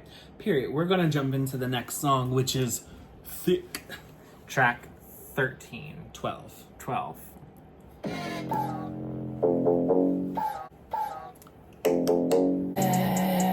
Getting big rags, getting bash, getting lost. Thought he was loving me good. I told him go hard. She was killing that shit. I told her go hard. Just look at this alkaline wrist, cause I got that ass. That's a good line. Getting That's a good line. Ass getting thicker.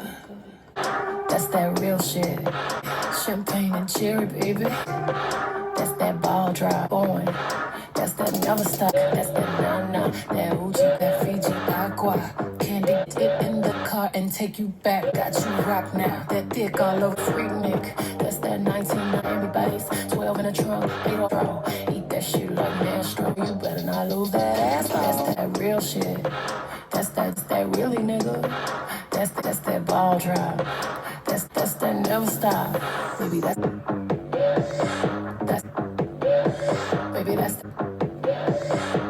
look at this shit. That's that grape and cherry. Cut that bitch like culinary. Money make it count. If it's lost, that shit down. That's the summer, that's the number, that's that joy, that's that stylish, that's that I don't do this, you do to me that. Oh, you crazy body, body. You gotta make magazine right, body right. Tell me how bad you been wanting it. And how that cold out here might be sleeping in. Swimming, sit on that, bounce it, bounce it.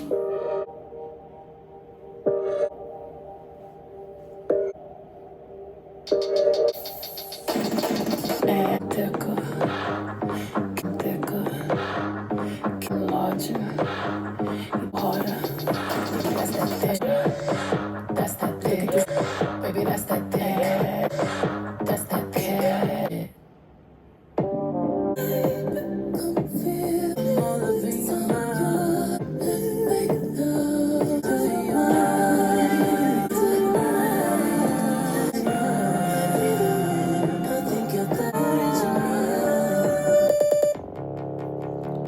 Okay, let me just start right here, okay?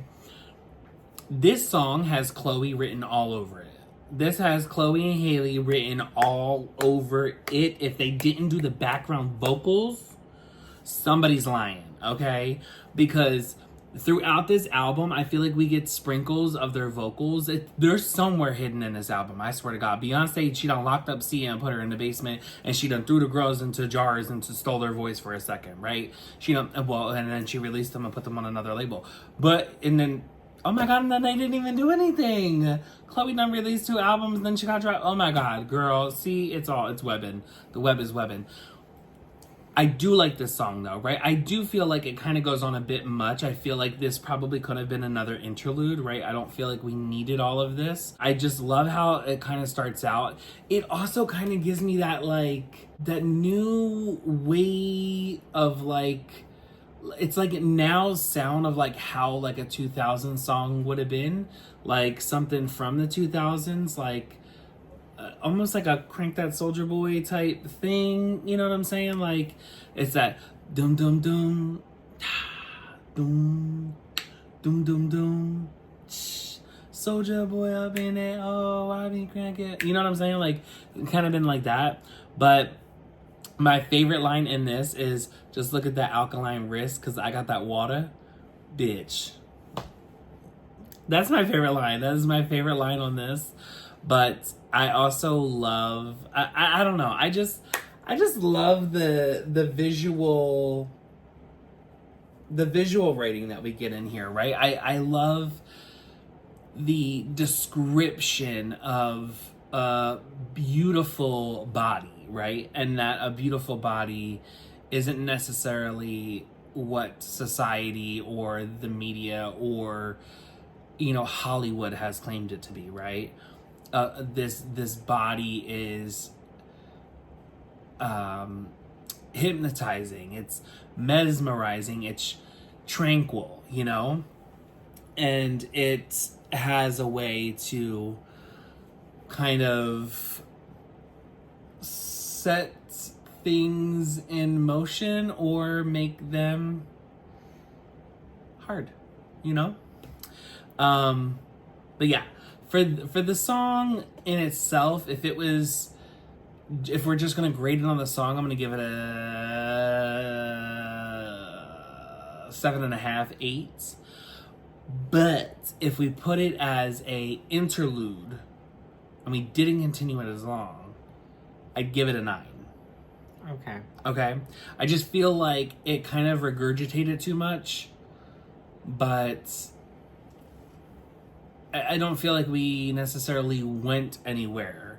It's not like we switched up and gave more of the storyline. We just kind of had the same, you know, repetitive chorus in it, you know? So that's kind of my only issue with it. Okay. But so surprisingly, I don't mind the length of the song. I really like the production on this song. I don't care much for the ending. I feel like that was a little unnecessary. You might as well just could have put that on the next part of this, or like the next song. Lyrically, it's okay. There are a few cute moments in this for the lyrics. Yeah, I think I give it an 8. Okay. The next song up is track 13, All Up in Your Mind.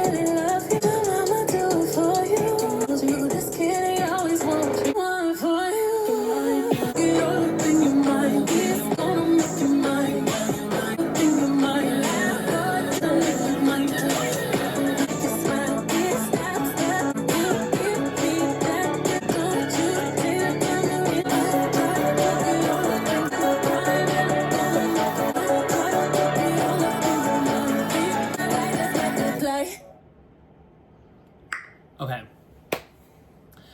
I'm not gonna lie, this is probably my least favorite song on the album. Yeah. But with that being said, I'm going to give it a 7. Okay. Okay. It's definitely filler for me. I don't know. It also could be A.G. Cook. I don't know. It felt kind of Brat. But it also felt kind of I Am Sasha Fierce. You know, it kind of felt. Do you not like that album? I do like the album, but it sat more like Videophone for me, and I honestly could care less for Videophone. Like, I like it. I don't mind it. If it comes on, I'll listen to it, but I don't intentionally go to look for the song. I mean, okay. You know? Yeah, I think I'm gonna give the song a 7.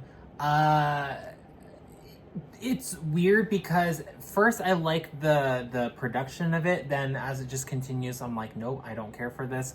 And I see now why. It's because of A.G. Cook. Ooh. Yeah, this is giving very Brat. I just don't feel like it fits Beyonce. And I feel like that the song really just doesn't go anywhere. Doom doom doom doom doom doom. Yeah, the production in this is so weird, and her singing, trying to sing with the production is weird as well. So, yeah, it's not. It's definitely an interlude. It's definitely forgettable. It's filler. I think it should have been an interlude as well. Yeah. Okay. With that being said, we're gonna jump into track 14. America Has a Problem.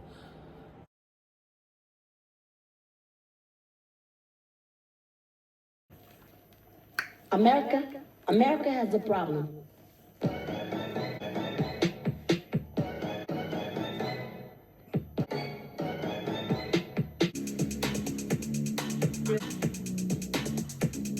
For me, real love is deep, so weak for me. Make you wait a whole. I see you watching feed, see it. I know you need it, and I it. So now I know you need it on too. Do you want it? It wants you. Know that booty the one time. Put the boy. I know you see it. Come and get hot. Put it on the map. Give it right back. Call me when you wanna get hot. Be on my bag, double G's on my dash. Nigga, I'm bad. When you wanna get you.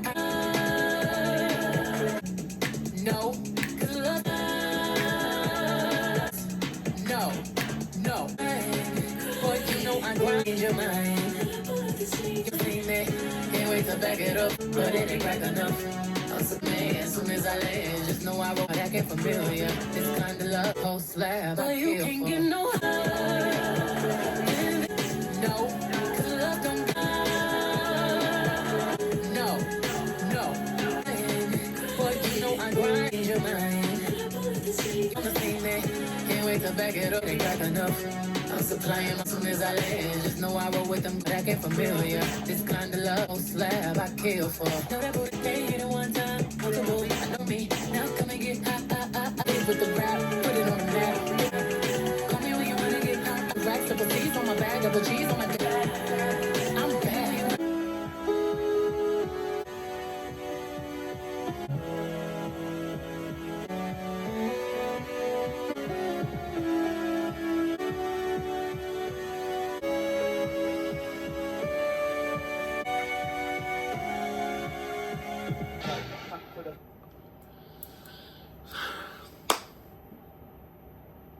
Honestly, I love the song. I really, really do. I love the beat. It's infectious. I feel like this entire album is just infectious. It just makes you want to dance, you know what I mean? Like,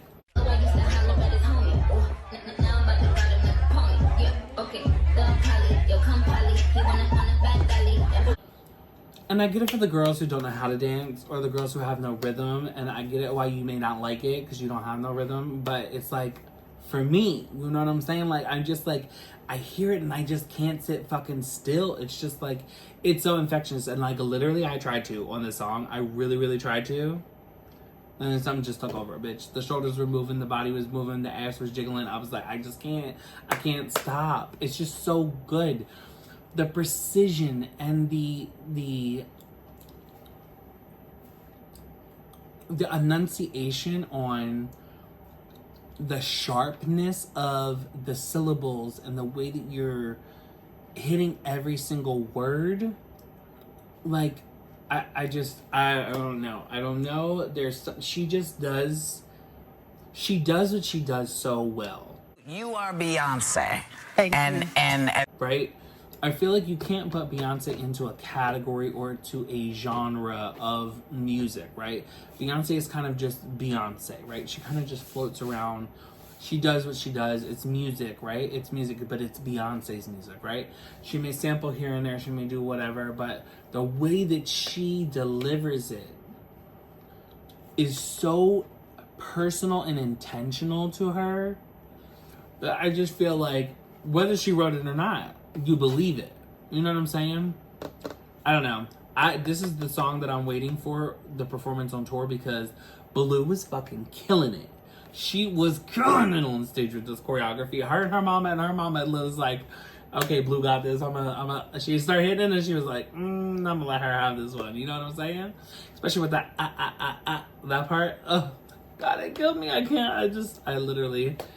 I can't. 10, 10, 10. Love it.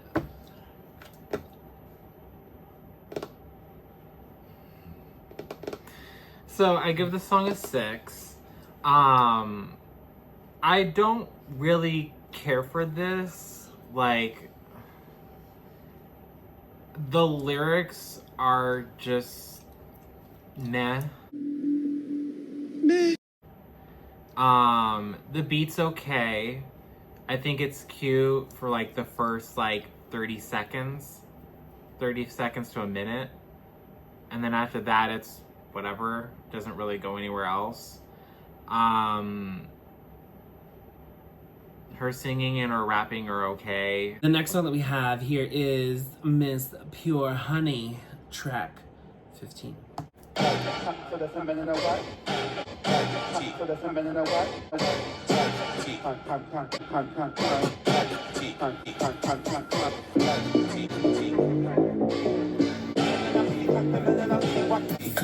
Check my technique. Coming from my technique. You wanna feel my technique? It's pure. To the left, to the right. Meet in the middle, dance all night. Or just a little, if you like. It should cost $1 billion to look this good. But she make it look easy, cause you can find the one when the tempo. 4, 3, my technique. That's my technique. Right and left cheek. That's my technique. To the floor. Money, cutty, hunty. With my money, honey. Girls look so yummy, yummy. Boys want my honey from me. Good. You got it? Feels good. I'm too fucking busy. I see you too. Bossy bitch, these two. Future, run technique. All the pretty. Get your. Don't be free. Don't mind.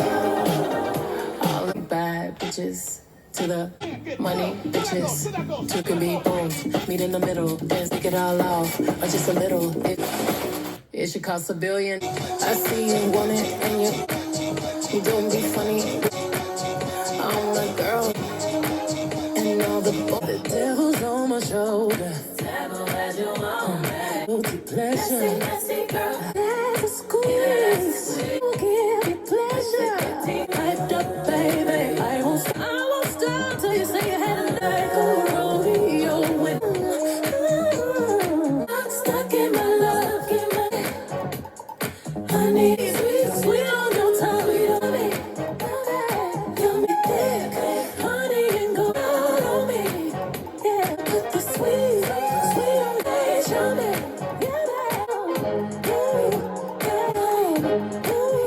It's Friday night and I'm ready to drive.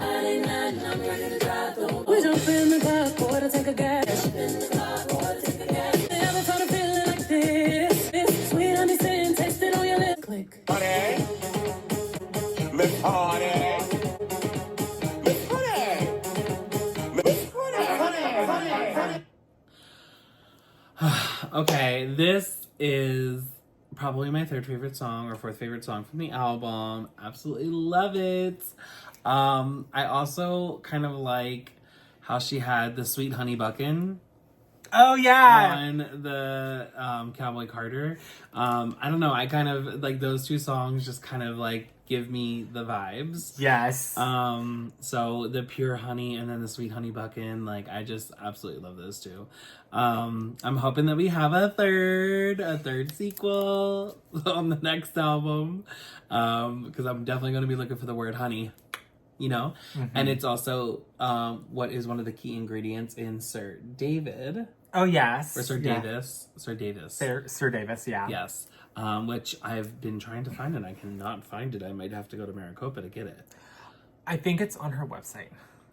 No, I know, but I want to be able to go to the store and pick it up. Oh, got it. Yeah. I don't think you're gonna find it in store. No, there is some places here that have it. Oh. But where I've looked, I cannot find. Bevmo is off my list, Fry's, Albertsons, and Safeway.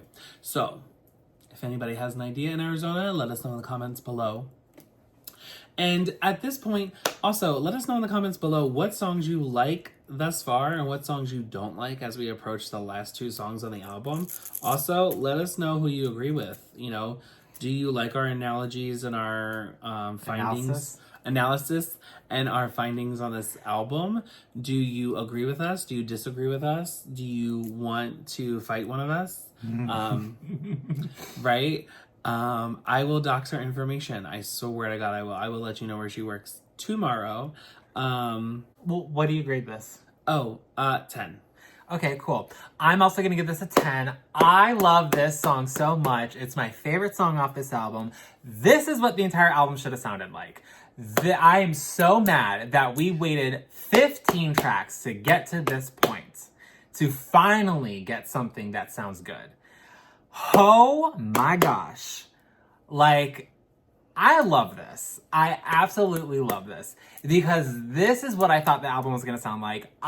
The entire time, everyone was talking about this is going to be like 90s house music. This is like going to be 90s influenced. I'm like, oh my God, I'm going to live for this album. And then it came out and I listened to it. I'm like, this is nothing 90s influenced whatsoever. This is not house music.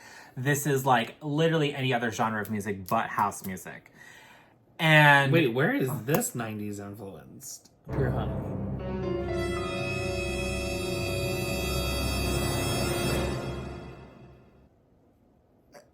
House music? You don't think Break My Soul was 90s influenced? It was, but it was too long. It was just overdrawn. God.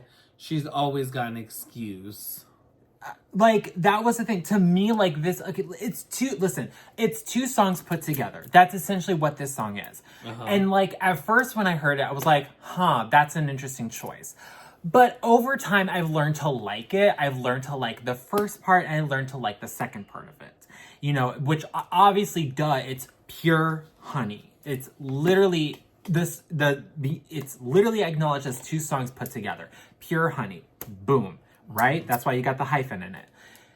But to me, like, this is the sound that I was waiting for.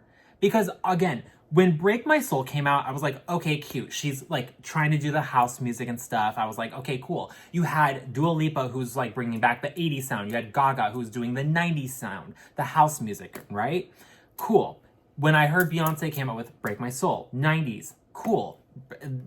Literally, you were using... Show Me Love by Robin S., right? And then you remixed it with Vogue by Madonna, right? So I'm like, okay, I see what you're doing. Then we came out with the album and I went, what is this? This is not exactly what I thought at all was gonna happen. I love this song so much. I love everything about it. I love the samples. I love her vocals. I love the lyrics. I love the beat, the production. Everything is amazing. I love this song so much. The next song on this is going to be track 16, Summer Renaissance. Here we go. Second to the last song. Oh, well. Because My House is the last song. Make it take my spouse, you and make it take me. I just wanna thug you. Gangsta motherfucker. I just wanna touch you.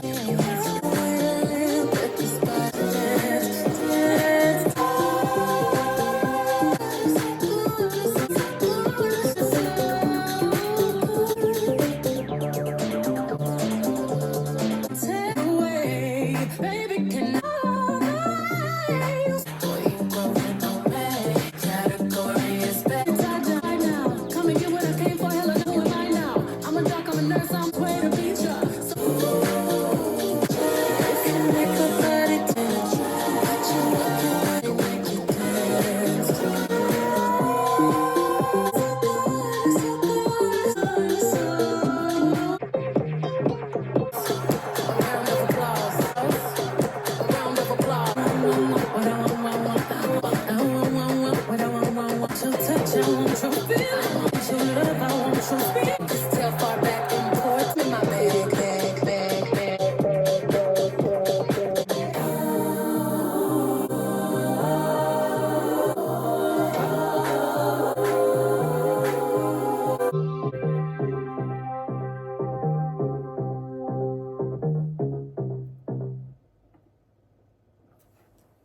Okay, Summer Renaissance, it's a vibe. It is a perfect outro to the album, I think, in my opinion, of the standard edition. Again, this is the actual outro to the album because we didn't get My House until the movie, the Renaissance movie, which I have a picture over there. Oh, yeah, that's right. Of the Renaissance movie that Marlene is hiding with her head. But yes, I absolutely love this song. I think it is a great party out track. Kind of like, it reminds me of like when you go to the club and they are about to play the last song and you're like, wait a minute, play our song, we want to party for the end of the night, you know? And they kind of put on like that last song, which, you know, sometimes it is Donna Summers, you know? So yeah, I don't know. It kind of reminds me of like the clubs back in Philly and being there until 4 a.m. and then leaving there and going to the after clubs until 6, and then going home. But yeah, I don't know. I'm probably gonna I'm gonna say this isn't necessarily single worthy, but I do like the song still, so I'm gonna give it a 9. I'm not gonna necessarily place it as a 10, but yeah, it's a vibe. I love it. I absolutely love it. Yeah, I think I'm gonna give it a 9.5. I love this song. Again, I feel like this is what the rest of the album should have sounded like. But, you know, I love the what's the word, sample of Donna Summers' song, Summer, not Summers, but Donna Summers' song, I Feel Love. So I forgot that, what's his name, Sam Smith also covered that too. But yeah, I think it's really cute. I really love that it fits the theme of, I guess, the album. But yeah, I love it. I love her vocals. I love the lyrics. I love the production of this. It's a really great song. And yeah, it's definitely a great outro song. And I mean, it's weird. The reason why I'm giving it a 9.5 is because I'm just like, well, it's a little overdrawn, but it's technically what... Like those eyebrows. Right. That's technically what the 70s were anyway. So it's like,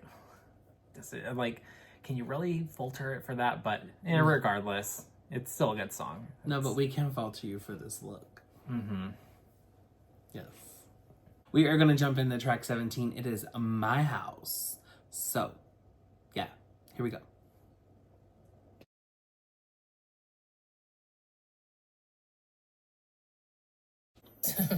Here we go.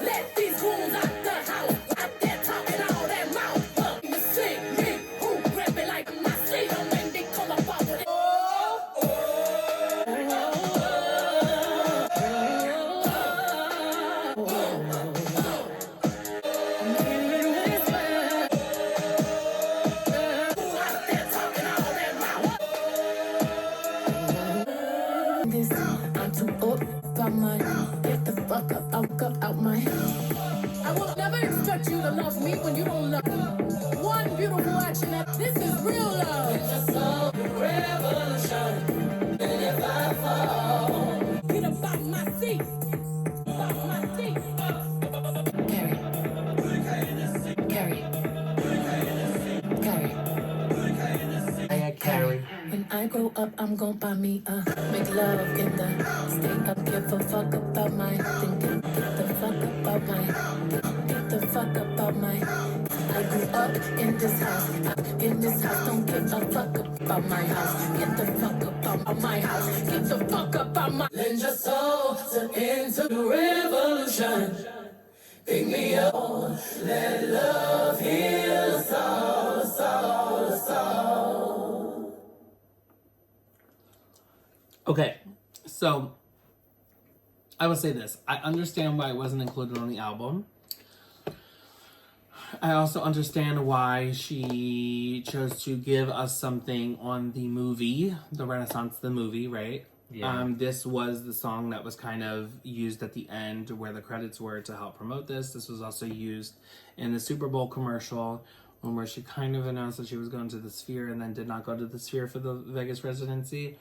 And now they're trying to sign a cease and desist for her on the whole visual that she put on the new Cowboy Carter tour. But nonetheless, you know, X the drama out, 86 that. Let's go back to the song. It is very repetitive, right? And I feel like it kind of transcends across Beyonce as an artist in this song, though. I feel like we kind of get the Beyonce that came to Coachella. You know, we get that Coachella moment in the beginning, and then we get the Renaissance Beyonce, you know, like Renaissance time kind of hits us right in the middle of the song. And then at the end, we kind of get that gospel choir, like, resolution, you know, like a kind of like a moment to just pull back in and kind of have like I don't know, like a resolution to it. I don't know, but like a way to tie up the song kind of at the end.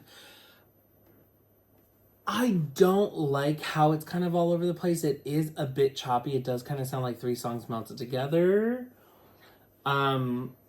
Which, I mean, could I hear it on the album? I don't know. I feel like the transitions on the album were much more flawless than these transitions in this song.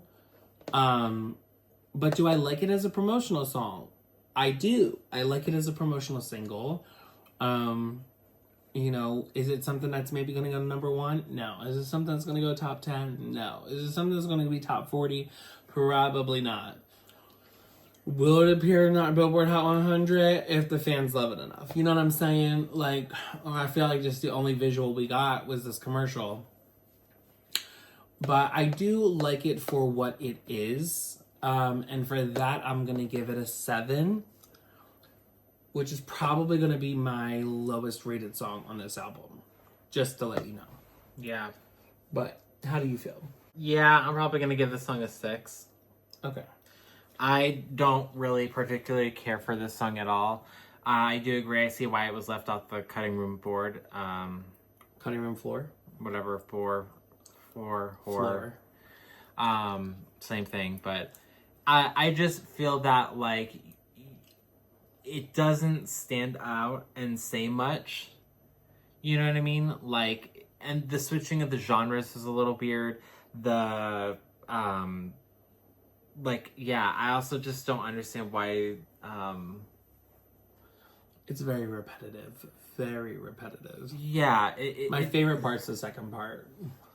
Yeah, it's very repetitive, and it's very unfortunate because I feel like this probably could have been a moment to, like, really, like, be catchy. Mm-hmm. But it was really a missed opportunity. Well, that is it for this video. We will see you guys in the next one. Be sure to stick around because we're going to be reviewing the album in full. And we're also going over some Mariah Carey. We're going to take it all the way back to the MC album. The one that started it all, right? Yep. Yes, one that started it all. We are going to get into the nitty gritty on this album. There's so many singles, so many music videos. It's going to be it's going to be May. It is May.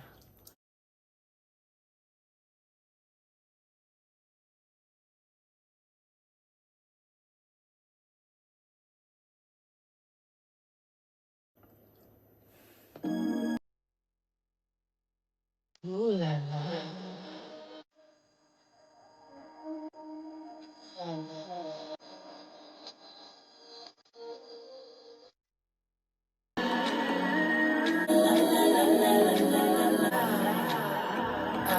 Mother of my house, to keep my fucking mouth stuffed. You make me smile, to love die. Believe it, believe it. You do it. You do it. Release, suppress, redirect all that angry. Give it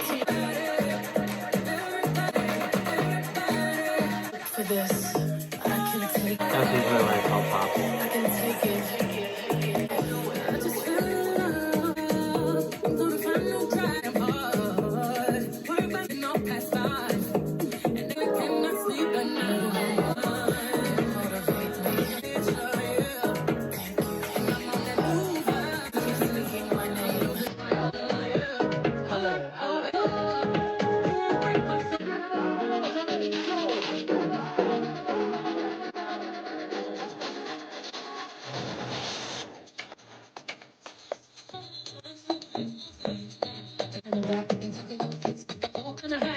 Tryna smoke with the yakky. Then we back outside. You said you outside. Hoodie with the mask outside. Patient.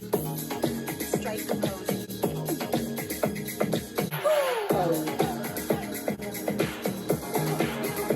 She said what?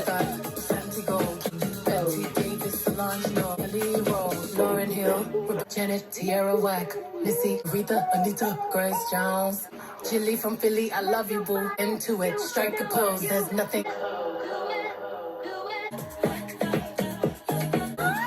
Michelle, Chloe, Hector, Whitney, Rihanna, House of Revlon, House of La Beja, the House of Avion, Amazon. The House of London, House of La Doja, the House of Balenciaga.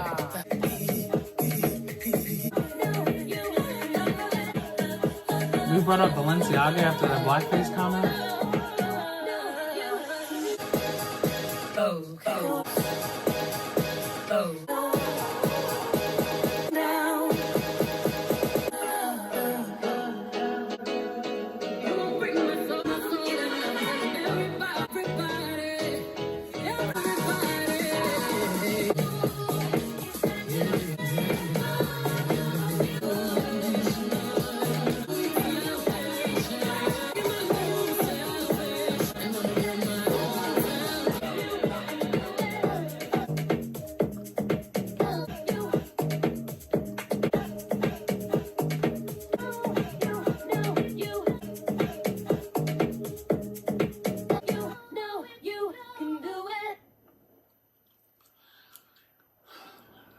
Well, I give this an 8.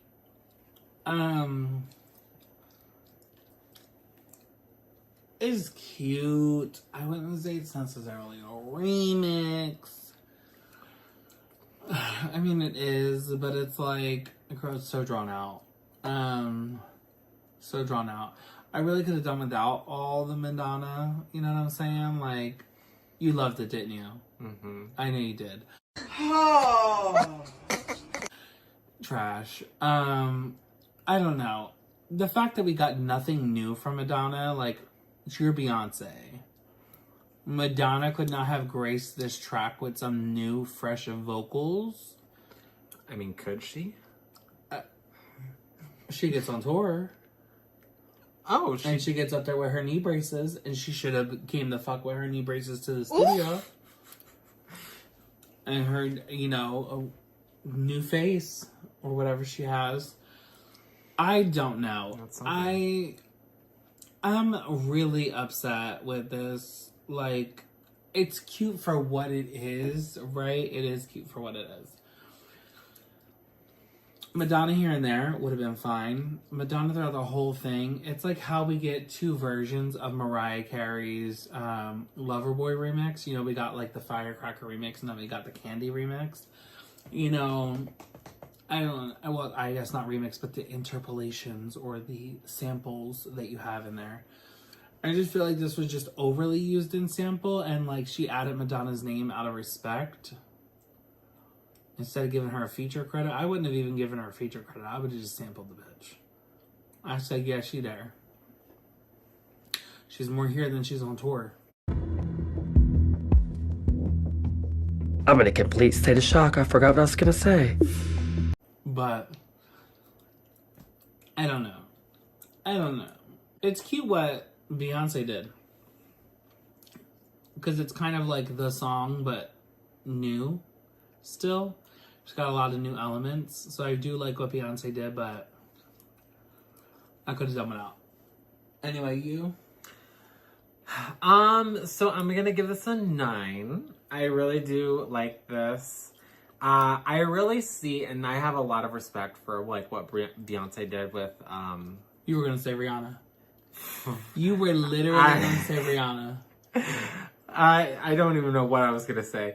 No, but I do You have. said with what Beyonce did. I think I said something with a P, but no. I really do like with what Beyonce did with this. If you know her name.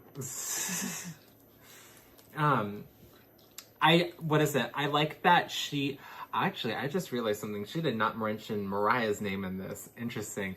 But I like that what she is doing is basically kind of paying tribute to like obviously like the 90s house music and stuff, and like what really took off and blew up, right? So she sampled Show Me Love by Robin S.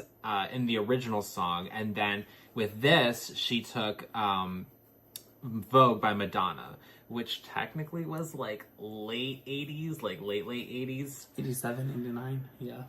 89. Was when it was recorded. It was 88 or 87. But it took off more in the 90s. And I mean, that's when like voguing really got popular, was in the 90s. So she really wanted to bring that out, and she was naming all like the ballroom houses and stuff. And I thought that was so cool to, you know, give tribute to that. And then she took Madonna's part in Vogue, where she names a bunch of celebrities and pays tribute to them. And instead, she named a bunch of black artists, a bunch of black female artists, and named them in this song. And I thought that was so cool. And I mean, I will say, like I said, I was very surprised that she did not mention Mariah. I'm like, of all the people, I probably would have put Mariah somewhere up there, but... Yeah, I would have too, because Mariah was big on remixes for her albums, and like... She was also big in the 90s. Well, yeah, she was big in the 90s too, but I mean, like, she was kind of on the forefront of like creating remixes and bringing them to the dance floor, even though her albums weren't necessarily built for that. So, yeah. I don't know. But yeah, I don't know. I still like it. I like it for what it is. I don't know. I guess to me, like, it's not as much in comparison to the original. Now, what I will say is, after that whole thing, it seemed like something happened with the audio or like the production. It sounded like the beat got like doubled or something. Like there was something really weird happened to like the audio, like in terms of like the beat, like something really weird happened, and I don't know what it was, but like the second that I heard it, I was like, oh, huh. That it just took me out a little bit. So slight production error, but other than that, I mean, I think it's cute. I like it for what it is. Yeah, I don't know that I necessarily heard that. But all right. And then you graded this a 9. I graded this an 8. 8.5 or something, yeah. An 8, yeah. Okay.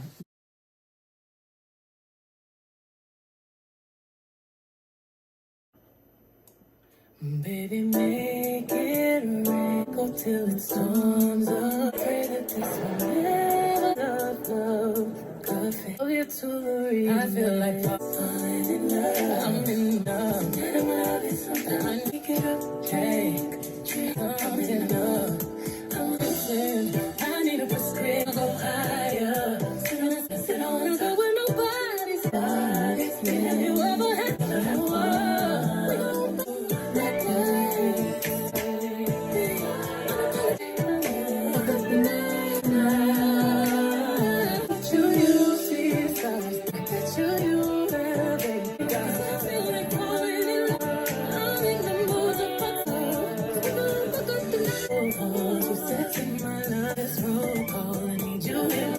show up.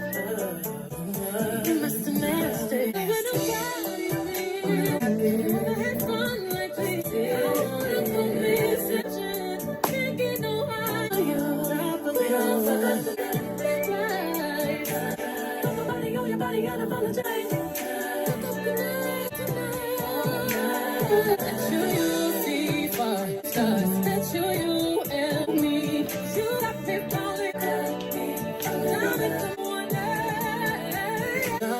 say rowdy on my got some drugs while I'm riding the 30. So excited, so unprofessional.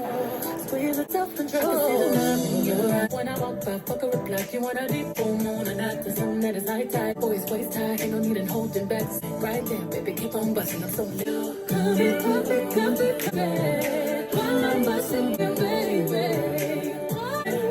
Anywhere, I don't mind. I'm back in the trap. Stay with baby, come back so that you see so far. That you, me, God. Spaceship fly, make it rain. Go till the storms are rain. I love you. I love you to the remix. I absolutely love this fucking remix. If there's ever a way to take a fucking song that is amazing and double down on that bitch and make it even more amazing, it was this song in particular. Okay? The original was great. And it was great standalone by itself. This 10 times better. How did she literally outdo herself? It's like she was like, I couldn't get the number one and I'm gonna need the number one. And then they never gave her the number one. And then y'all think that racism isn't a thing. And I see it. No taste, no quality. People don't understand. It literally makes me fucking sick to my motherfucking guts. Like, I don't get it. I don't get it. This song is so fucking good.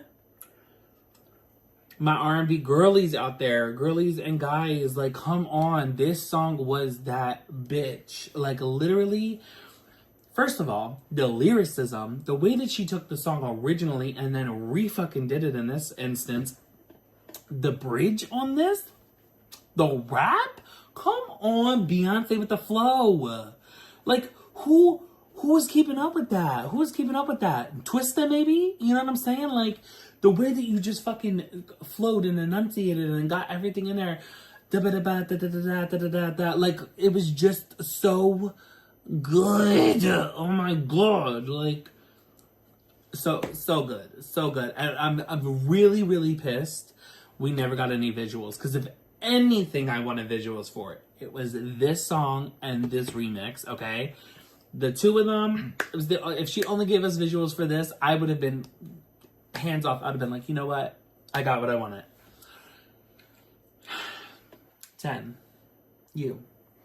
I'm gonna give the song an 8. I see that she basically just took the vocals from the original song and just popped it onto like a new beat, which I feel like is already like a sample of another song. I don't know what song it is, but I feel like you've shown me before. But I mean, it's fine. Like, I don't know. Like, I see that we added a few new things here and there, and like, I mean, it's cute. I guess you can. That does make it a remix. But like, I don't know. It's okay. Like, I think it's cute. It has its own mood. It's a definitely different mood and a different vibe from the original song. So, how did you not like this? I mean, it's not that it's bad. It's just, it's like,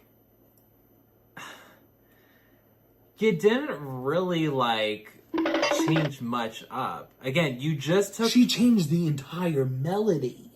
You took the song, the vocals from the original song, and just plopped it onto a new beat. No, she did not. There are all new words in this too. She changed structure. She changed the melody. She changed dynamic. She didn't just take the words and pop them on here, because the way that they are even enunciated and also executed are different compared to the original. Like, yes, some of the words are the same. It's a remix of the song. It's not like she said part 2. It's a remix. The whole... There's so much on here. I mean, the bridge in itself, and then everything going on out. The intro and the outro are both new. Well, yes. Could you not understand what she was saying? Is that why you don't like it? Because maybe you're 60 and your ears just don't work? No. I don't understand what you have against R&B music, but I'm going to get to the bottom of it. If I literally have to hog tie you myself, put you in a dog cage, and just literally put headphones on you that will never lose power, and play you every fucking R&B song from the beginning of Mankind, I'm not playing. Like, we are going to figure this out because your lack of taste in music, like, it is going to be the downfall of your life, friend. Okay.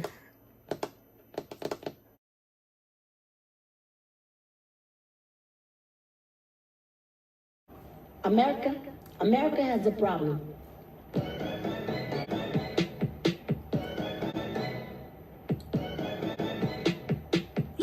Collar, 911 slider. Look at my Corrado and point it any matter. Go sting, fuck it up, go sting. Hey, boo-boo. My mama told me that the money outgrew ya my noodle. I'm troubling, I'm puzzling, it's a problem. Geeked up, choosy lover, that chose on mama businessman, doing that's follow. Cause I always felt a mission, I slap on me, insurance. Always day one fans, got some facts on. Let's see why them diamonds don't be fly, they all see trust reduction. If she stress over you, she stress. Even AI gotta practice calling twins. I pop like 10 men, the ops need 10 men. At the so go, I go. I got that love is deep for me. Come on, make a whole week for me. Yeah, I know you want it, see, girl, Lord, you want it all, you know. I need some to this. Like it, whatever we gon' do, what it want to. Okay, I know you see this red on me. 20, 40, 80 out the trap, give me right back. 20 man time with the rack flash, nigga, I'm bad. You can't go no higher than this. Cause love don't get no higher than this. No.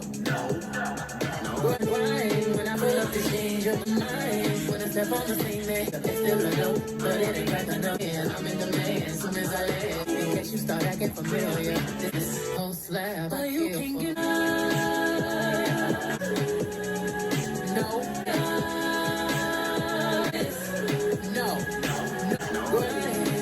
Boy, you don't change your mind.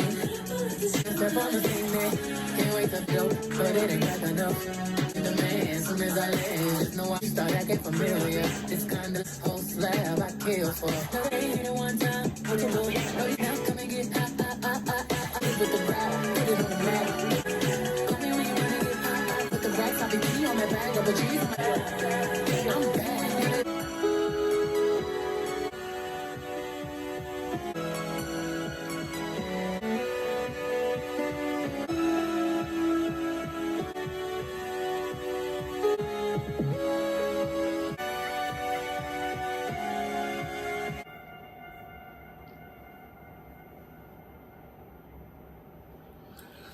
Okay, listen.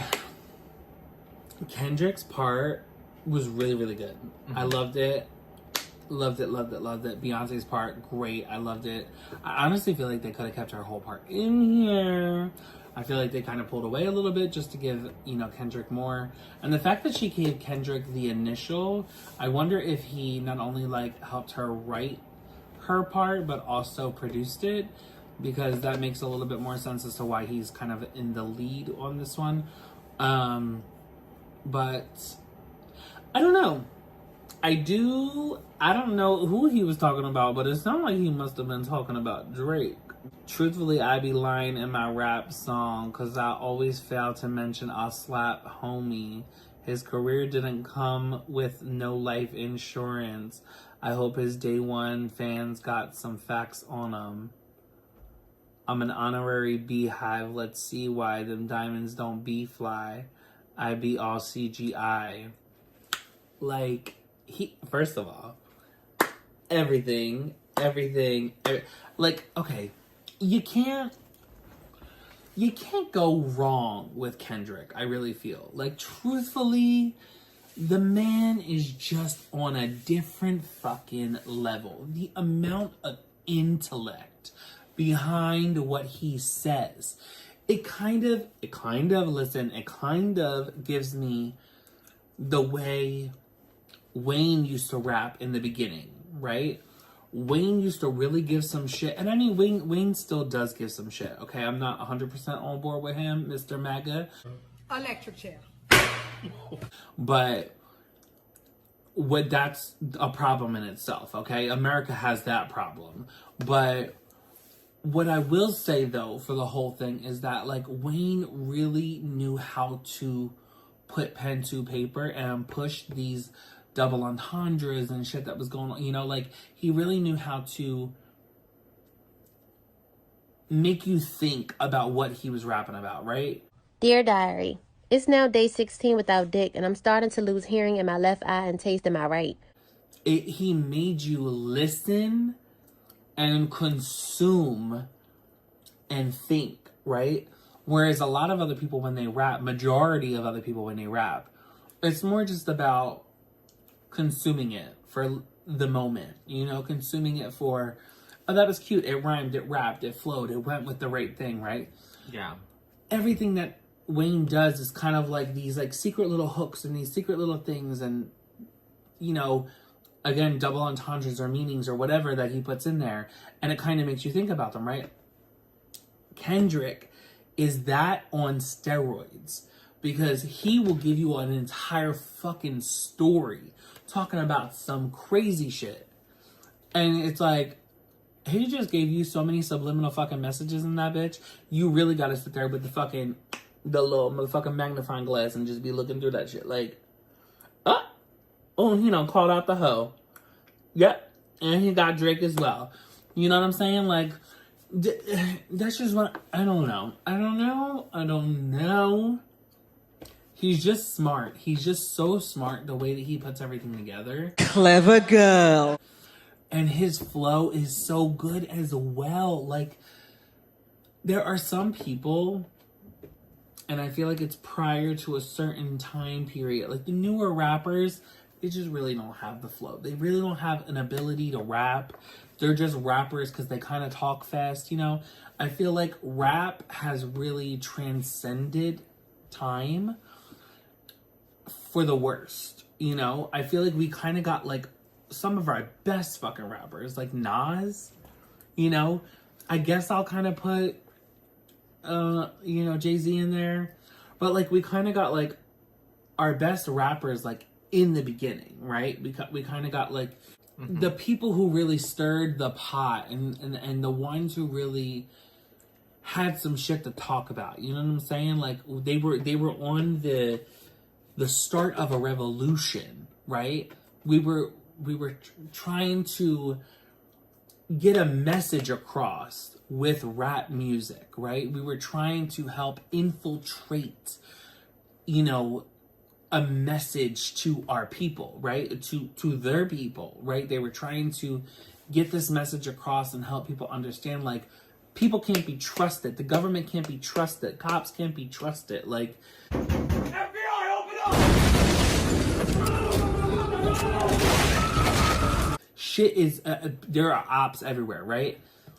And I feel like music has kind of trickled down from that, and we kind of get into this more like jingle rap is what I like to call it. It's like, it's cutesy, but are they rapping? You know what I'm saying? Like, I didn't know she was a rapper. I thought she sang or whatever. Don't know what she's saying. I didn't know she sang. I thought she rapped or whatever.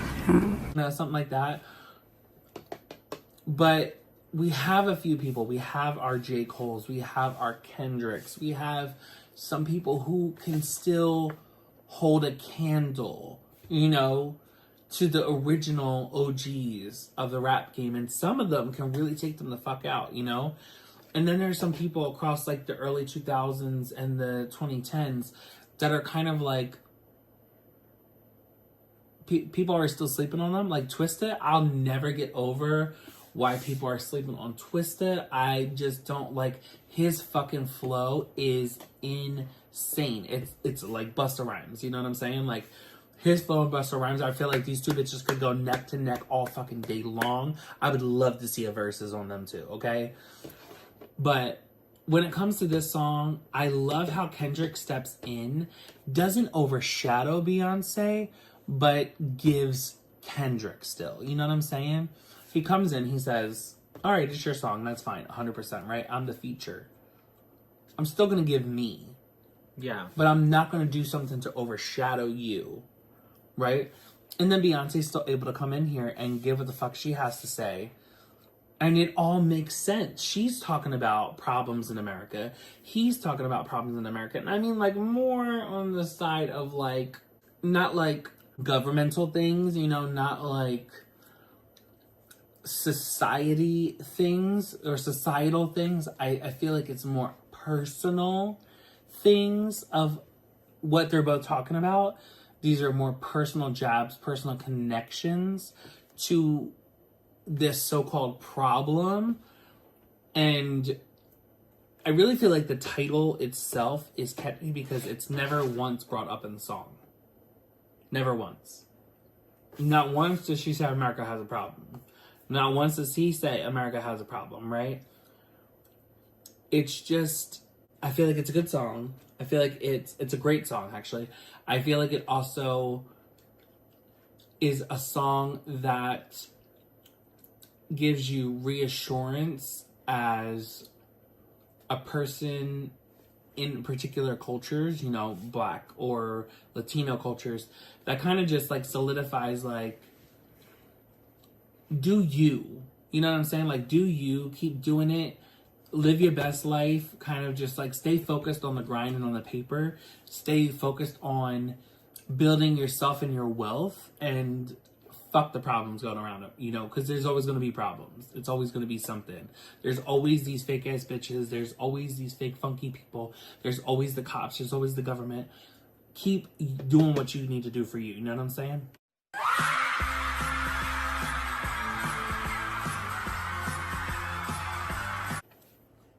I'm going to get off my high horse. I'm going to give this a 10. I'm going to pass this along to you so that you can talk, because I feel like I just talked for like 7 minutes. I mean, this song is okay. The remix is okay. I mean, I think Kendrick did a really great job at his part, you know, and I think, you know, he did add a little bit of some vocals into the rest of the song as well. I did like that they changed up the song just a little bit. They added a little, like, a new, I guess, effect to the production of the music. But other than that, I mean, like, it's okay. Like, I would say that this is like a 7. I feel like Kendrick kind of helped the song come alive a little bit more. Alrighty. Well, that is the album. That is the end of the album. This is where we kind of conclude and give our final thoughts on it. I feel like this is a gorgeous body of work. I feel like the album as a whole is very cohesive, and I love the sound of it. And I also think that it was much needed at a time when the world was kind of lost in a moment. But when the world needed him most, he vanished. I do feel like this was sort of a good pick-me-up. I do also understand, though, that from what I know, from what I've read online and what the fans have kind of gathered, is that this wasn't supposed to be the first of the 3 albums that were released. It was supposed to be Cowboy Carter, and then it was supposed to go into Renaissance, and then it was supposed to be the rock and roll album or whatever is coming up. We don't know what it is, but that's what we're putting our guess on, is the rock and roll and bluesgrass, which I'm, you know, kind of the start of it all. There is also this theory of, and I kind of feel like we brought it up around Alien Superstar, but there is this theory of this old futuristic Renaissance, you know, alien type thing. Mm-hmm. And Junior kind of brought this up to me too, because I kind of asked him about it, but that there is this whole like alien versus cowboy, you know, like people that are kind of like not from this planet coming to this planet. And that's also how minorities feel in America, kind of like extraterrestrialized and not wanted, and kind of having to fight against the machine to be able to stay and make their mark here and be a thriving person in society. And I feel like this album definitely conveys the struggles and the nuances of life that one can walk through in, you know, in certain minorities, as well as a person of color or somebody who is LGBTQ.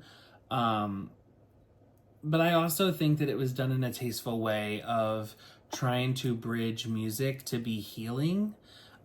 This could have been an album that was just about like sadness and anger, you know? This could have been like a Lemonade.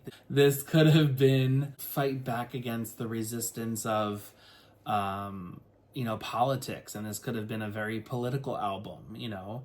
This could have taken many different forms. And I feel like Beyoncé did so well with trying to provide us some body of work that was of substance, but also of happiness, you know, and celebration at the same time. And I tip my hat for the conception of this album, and you know how she kind of looked at her Uncle Johnny and the gay community and ballroom and, you know, this 90s influence of house music, and how she's kind of used all of that, put it all together, and made a Beyoncé album. Just like how people were saying, oh, Cowboy Carter is a country album and this and that. I feel like it was how Beyoncé would have approached country, and I feel like this is how Beyoncé would have approached ballroom as well as 90s house music, you know? Because I do feel like there is also other elements of the, you know, 70s and 80s and 90s into this, as well as the 2000s. She kind of touches back on her own journey in music, and she also touches back on previous catalogs. I feel like they all kind of have different elements in this album, where they're kind of brought into existence. But yeah, I think that it was done tastefully. As a whole, I think I'm gonna go ahead and grade this album like a 9. I think that that's a fair assumption, that this is like a 9, maybe even a 9.5. But yeah, this is one of my more favorites, like one of my top 3 Beyonce albums is this one. So, but how about you? How do you feel? All right, so before I begin, I'm going to say this. At the end of the day, Anthony and I have different backgrounds in music. They can tell just by looking at us. Work. So Anthony and I have different backgrounds in music, you know. Anthony has been in the entertainment industry like since he was 2 years old. So, and especially with his environment that he grew up in, you know, like he's been exposed to different things. With me, I'm not going to sit here and say I went to college for music and whatnot. I'm just a fan of music. I love music. I love to listen to music. I love to talk about music and celebrities and all that stuff and pop culture. And I love to listen to stems and acapellas and instrumentals and stuff of music. So please understand, like, when you listen to our opinions, please take it with a grain of salt. I already know, because what I'm about to say is, I don't like this album. This is the most inconsistent album that she's ever put out. The thing is, listen, I get it. At the end of the day, this is a Beyonce album. This is a Beyonce album. Just like how when she said with Cowboy Carter, this is not a country album, it's a Beyonce album. At the end of the day, Beyonce's gonna do Beyonce. She's gonna do what's best for her. She's gonna do what fits her and her mold and what's to her talents and stuff. So I get that. I understand that, and I can respect that. You know, it is what it is. She wanted to make the music that she wanted to make. Would I call this a dance album? No, I would not call this a dance album, because this is not, to me, the dance music that I like to listen to. This is the dance music that she likes to listen to, and that is completely fine. You know, that's fine. She wants to call it what she wants to call it. That's fine. But like, and I'm not going to sit here and say like there isn't a message behind this. I actually am going to disagree with you. I think that this is a political album, because of the fact that it does have social political commentary on a lot of the songs here. You know, to me, like, you're talking about race and ethnicity and the struggle of where you come from, but you're also talking about, you know, queerness and femininity. I just think that this is a political album and that this was all done with a purpose. And, you know, yes, it was to pay homage to her uncle and the things that he taught her and raised her on and exposed her to, you know what I mean? And like, not only that, but to her fans. And, you know, yes, she wanted people to dance because of the pandemic. Again, please understand, like, this is all just personal opinion. At the end of the day, an opinion is an opinion. You know, there's no facts. I'm just saying I didn't like it. But yeah, I can respect for what the album is, and I can respect for why it was created.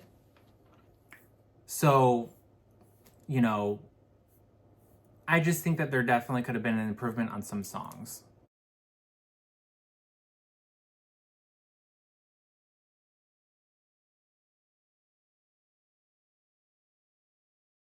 And we are going to be reviewing the album by Miss One and Only Beyoncé.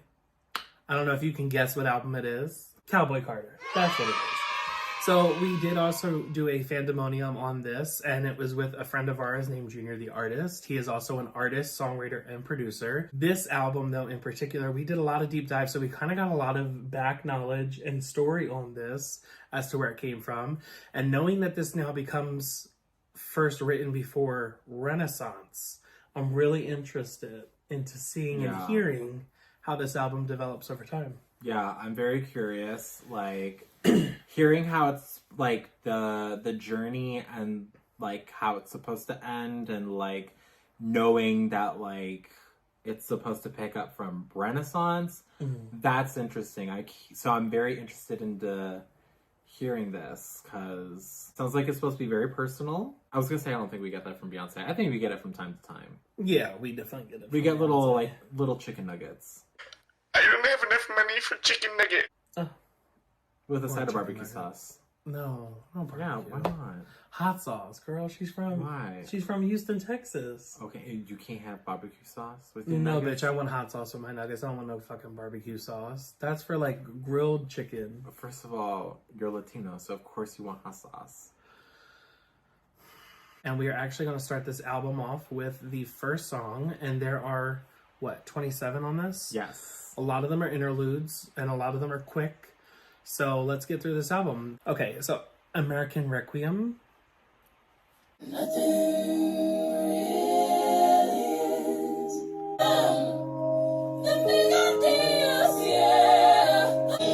Hold on. This is given very anthemic, American, Star Spangled Banner. I'm loving it. First of all, the harmonies. You won't find that on the Taylor Swift album. But the harmonies, girl. Bitch. That was fucking amazing. You could hear that it was different voices too. It wasn't just Beyonce's. I was gonna say, because I noticed there was like one distinct voice. I was like, interesting. That doesn't sound like Beyonce. Because I was like, I did not know she could. I didn't think she could do that with her voice. So I'm just kind of like. Yeah, no, you could definitely tell that it was different voices.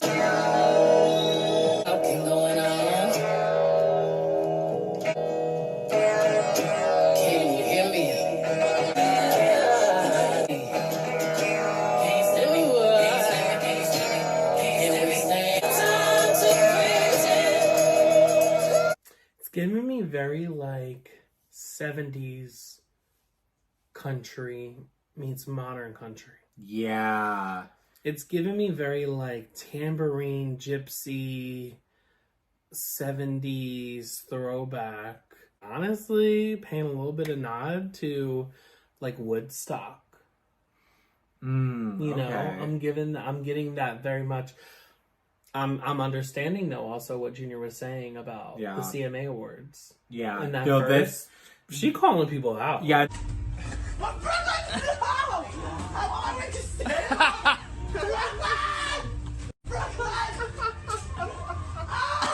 No, she said, bitch, I stand for you. Yeah, no, she replied. That conversation... The conversation that we had with Junior definitely puts into perspective of a lot of things for me. I'm like, okay, now I'm getting this. This is definitely paying tribute to the old school. Oh, yeah, 100%. The Willie Nelsons, I now get why he's on it. I get why Dolly's on it, too. Yeah. And I mean, listen, that's coming from someone who don't know really nothing, so it definitely has... Well, about country music. Right. I don't know nothing about country music. She don't know nothing in general. It's the three cells. I don't really like the ad-libs. The like... I don't mind it at all. Truthfully, I wasn't really feeling that. No, honestly, I love it. Like, I feel like it gives it more soul and character, truthfully. It gives it personality. Okay. And I mean, and listen, that's Beyonce. Beyonce gives everything a personality. So. Yeah, Sia does great.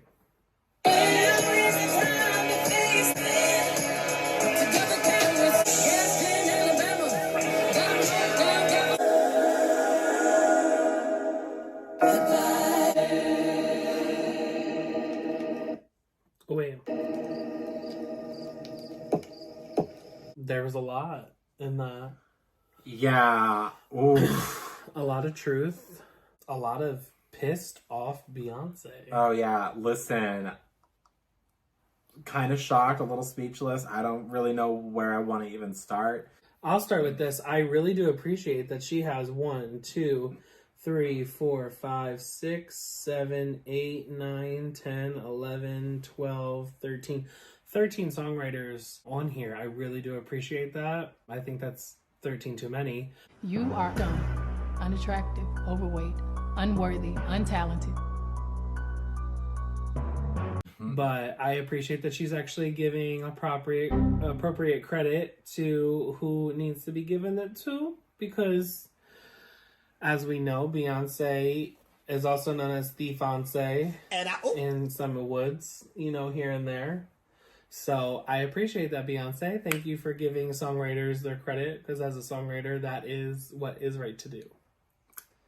I don't know nothing about this Beyonce, so you and I can be cool and we can be friends. Fuck this fake bitch.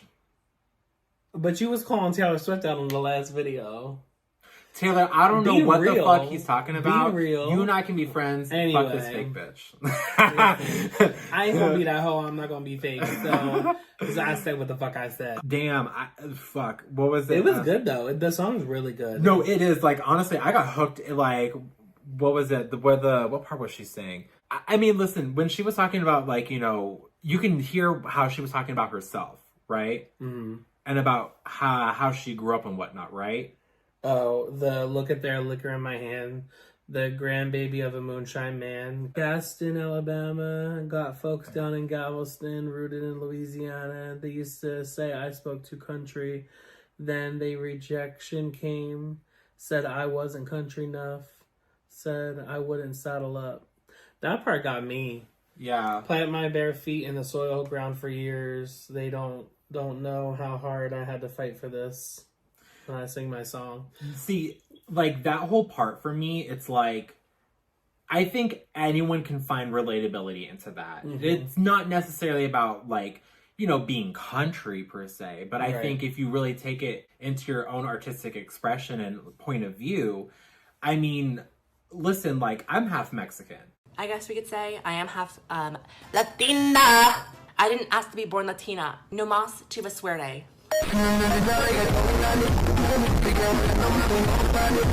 Okay. I'm always told that I'm Can't not. See it.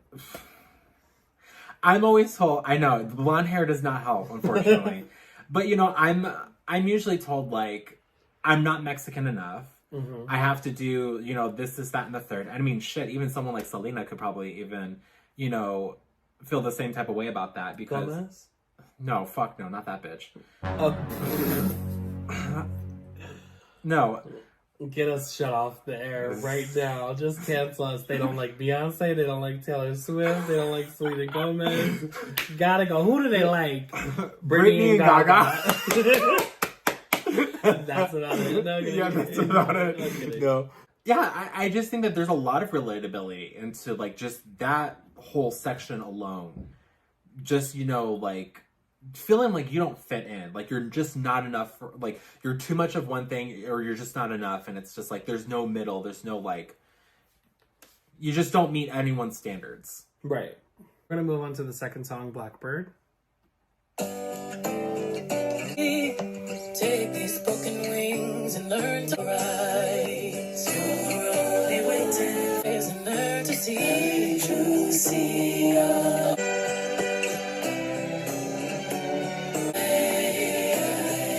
Blackbird, these broken wings and learn to rise. Okay. Now, damn. So that song, amazing. It's also, as Junior was telling us, Blackbird is a song that was originally a Beatles song written by Paul McCartney and John Lennon. This song's amazing. I love this song. I love the rendition that they did of it. And it does have 4 artists, Beyoncé, Tanner Adele, Brittany Spencer, Tierra Kennedy, and 5, Raina Roberts. Again, all these women sound so perfectly fitting on this fucking record. That was like beautiful. Like I'm smooth as fucking butter. Yeah.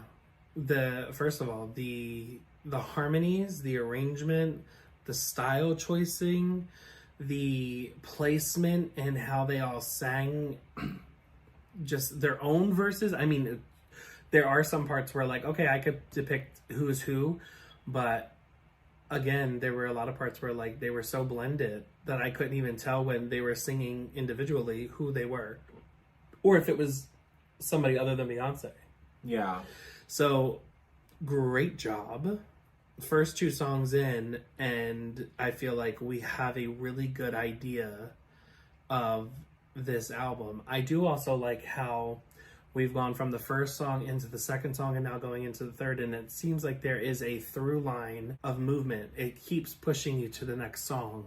So it doesn't seem like it ends in any way. It seems like it's supposed to be heard all the way through. You know? Yes. Track 3.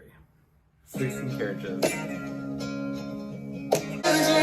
Driving away while I watch them ride with my dreams all my life, you know. Only God knows, only God knows. As I find my fears away to the something to prove in your memory on the highway.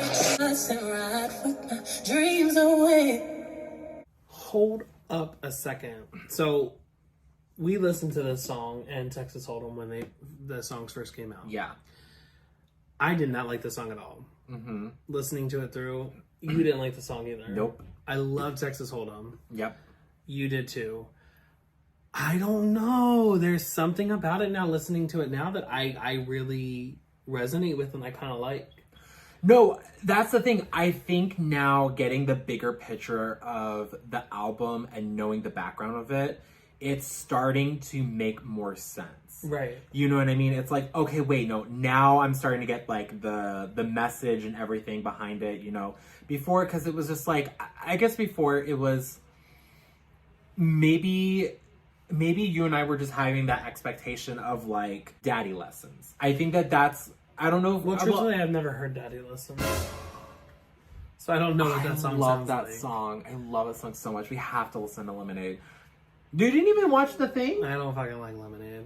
I literally tried to watch it. Was not into it. She inspired me to do visuals for my whole first album, but no, I did not appreciate Lemonade like that. Anyway. There was a lot of also, you know, theories or allegations of her stealing visuals and stuff like that, and I was just like, girl, yeah, you're Beyonce. You don't need to be stealing shit.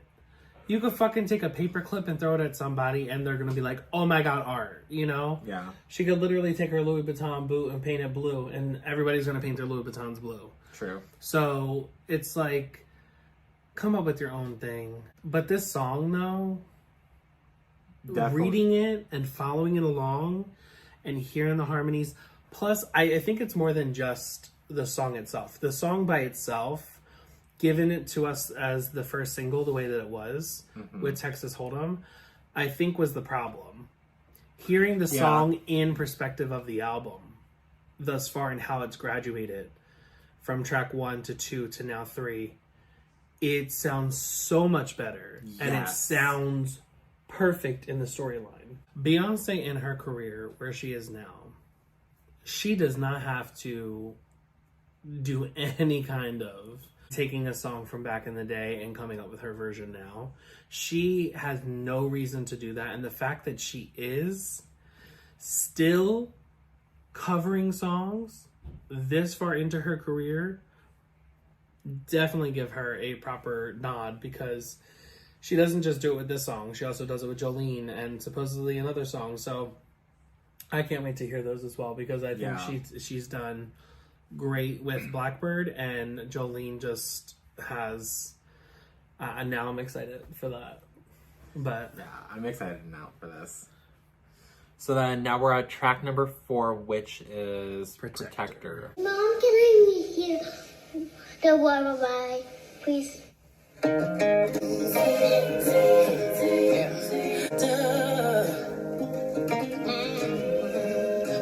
Big right off a given tree. I gave water to the protector.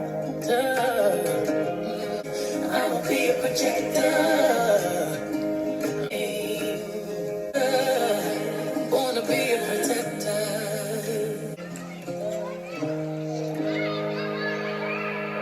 all right, so I'll say I really do appreciate the sentiment behind. Are you crying? You go. Hold on.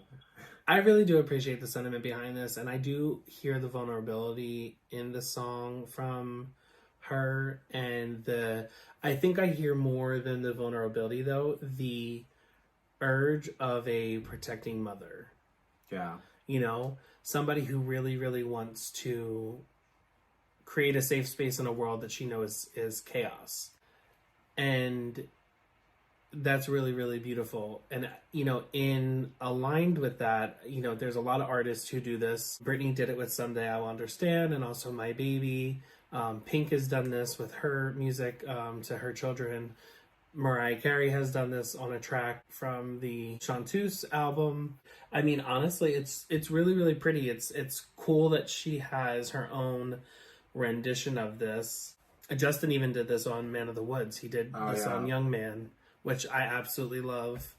But these are just like really, I don't know, sentimental pieces of, like, as a fan, you can't help but love this type of gift that you get from the artist, because it's such an insight to their life, you know? Yeah. Yeah. I don't know, this song made me think about my mom. And I think I want to leave it at that, because I will probably burst into tears. Well, I mean, you should elaborate. You can't just leave us on... God damn it. I don't want to fucking cry. No, I don't know. I just think about, like, my mom and...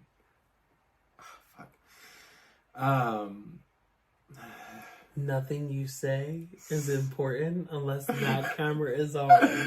That's a Drag Race reference. No. I don't know, like, I don't know. It makes me think about, like, my mom and, like, just what she means to me and, like, how much she's done for me. And it's just, like, I don't know, like, you get that, like, really, like, sentimental, I really feel like that this is, like, words from a mother. You know what I mean? Like, this is something, like, I feel like every mother out there could probably relate to, and is, like, you know, what they feel for their kids. And, like, I don't know, I just think about the relationship that I have with my mom, so.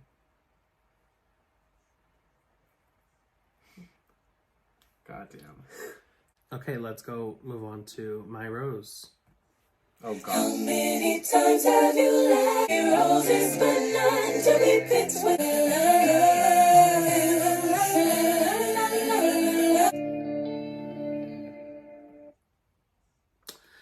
Wow.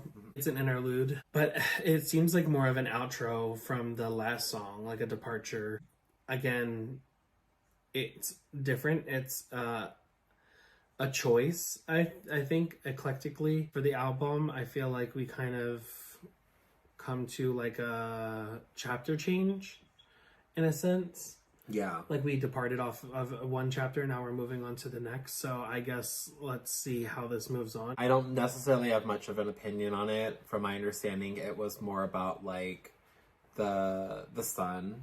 Mhm. That's what my understanding was about. No, it's cute. It's another like lullaby kind of like vibe comparison also from the last one too. The next is Smoke Hour Willie Nelson. Which looks like it's also another interlude.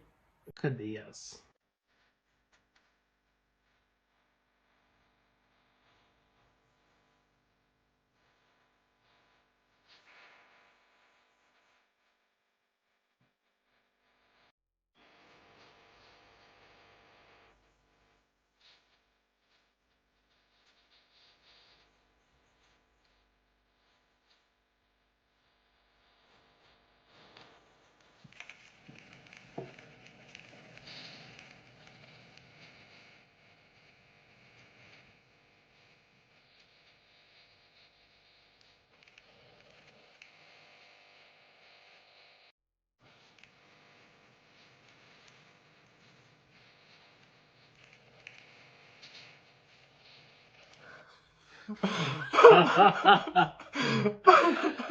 Willie fucking Nelson. I cannot. What the fuck? Like, first of all, that has got to be one of the most huntiest things to say. Like, and if you don't want to go find yourself a jukebox. When really he wanted to say, and if you don't want to listen to this album because you don't think it's country, go fuck yourself. That was literally the best. Yeah, no. Kick rocks and keep moving. Yeah, no, that was funny. I love that. I love that there's some humor. You know, I feel like that's the thing. Like, I think a lot of people don't understand Beyonce's sense of humor. I don't think Beyonce understands Beyonce's sense of humor. Because she probably catches herself off all the time and she's probably like, I did that. Probably. I mean, maybe. You never know, because she is a Virgo, so. Oh, yes. It's very intentional. Yeah. And everything they do. First of all, KNTRY Radio. I live. Country, but... Country. Yeah, I love that. I feel like this is a great time to break up the album. You know, you got 4 songs, and then they gave you a departure from the first part of it, and then they moved into the second part of it. Let's see how this progresses. Oh, and then now we're on to track number 7. Which is one of our faves. Yeah, the first single off this album, which is Texas Hold'em. Throw your keys up. Stick around, round. Is this a nod to Sia? Not Sia being in the basement. Down. That bar we always thought was nice. To the slow now, There's 2 things real quick that I would like to touch on. Back in the part where they did the Pour Some Liquor on Me, Honey, Too. The first time that they did that, right before the bridge, somebody was singing Come Pour Some Liquor, and somebody else was singing Come Pour Some, whatever the first line was. Sugar? Come Pour Some Sugar. Because you could hear the sugar and the liquor at the same time. I don't know if that was intentional or that was just a, production edit error. Okay. But yeah, so that I would have fixed, because that just doesn't sound right to the ear. The other thing is, I don't know why people do this. Seems like, ooh, one step to the right. We headed to the double we thought was looking nice. And then this part where it's like, ooh, you run to the left. Just with me in the middle, boy, I cannot read your mind. It's like, I I wouldn't have gone off of nice and mine writing this. I feel like right and nice was already there. I would have more so rhymed with left. One step to the right. We go straight to the dive bar. I thought was looking nice. Ooh, run right to the left.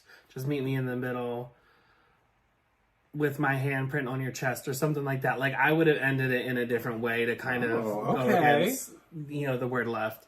Again, style choices, and obviously there was how many songwriters on this? 1, 2, 3, 4, 5, 6. So there were 6 songwriters on this, and none of them thought about that. But, again, style choices. Yeah, I feel like I probably would have wrote this a little bit differently. I love the song. There were 6 songwriters on this. Obviously, somebody thought that is how it was supposed to be done. I'm not saying that I'm a better songwriter than anybody. I'm just saying style choices, everybody has their own. I mean, I like it. Truthfully, I like it.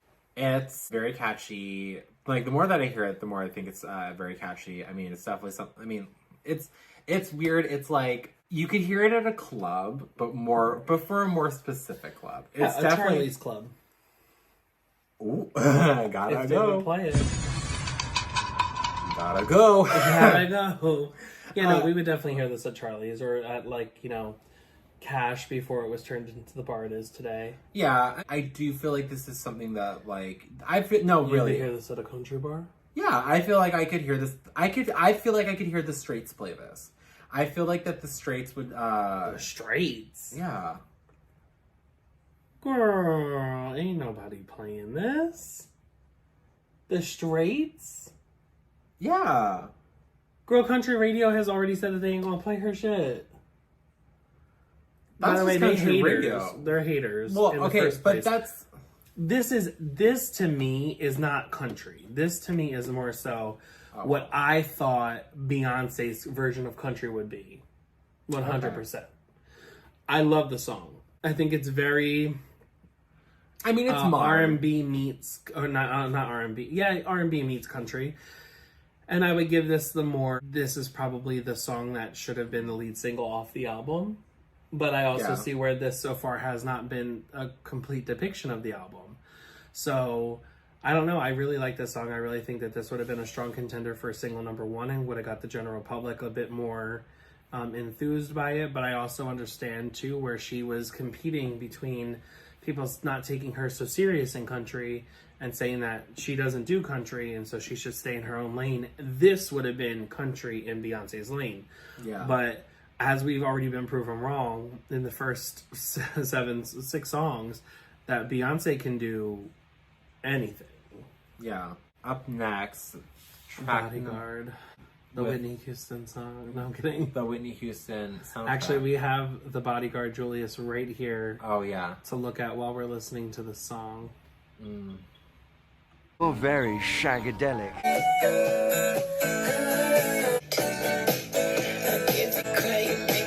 Is this a country version of Partition? Oh. I was... Bitch, hold up. Are we really paying a nod to Beyonce, the album? Because I am living for it. But that... So sweet, I give you kisses in the back seat. I whisper secrets in the back beat. Bitch, that's saying she got ad-libs back there. She's talking about shit that y'all can't even hear. Oh my God. Jesus, give me the rest of the song.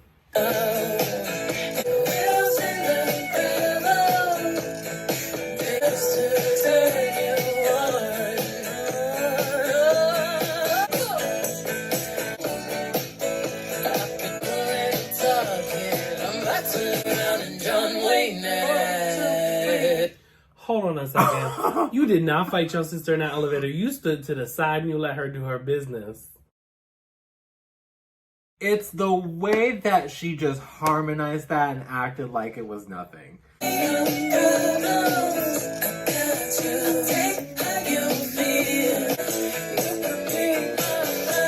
No, I liked it. Yeah, I really liked it. It was really good.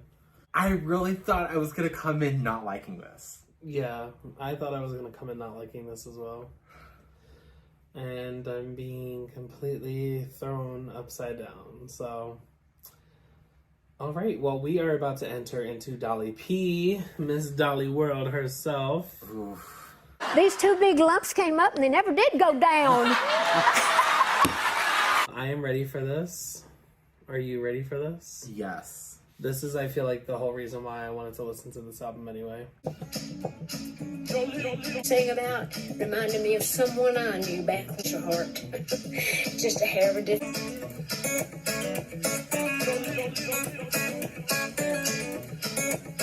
Okay. Hold on, wait. I was gonna let it just go right into Jolene, but... Hold on. Cause... That was a good call out. Yeah, no, that was a good call out. First of all, again, the humor, loving it. Gagged. The campiness of it, loving it. I don't know what it is, but when someone Southern just says... Bless her heart. Yeah. It's just funny. Everything. It's just funny. Because you know they mean, fuck that bitch. Jolene.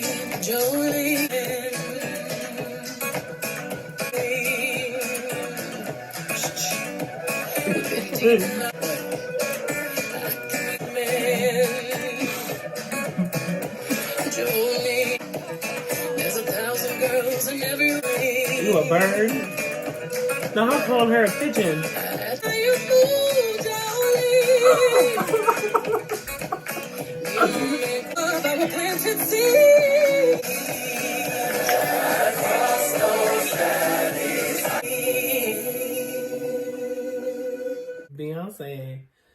Beyonce that bitch.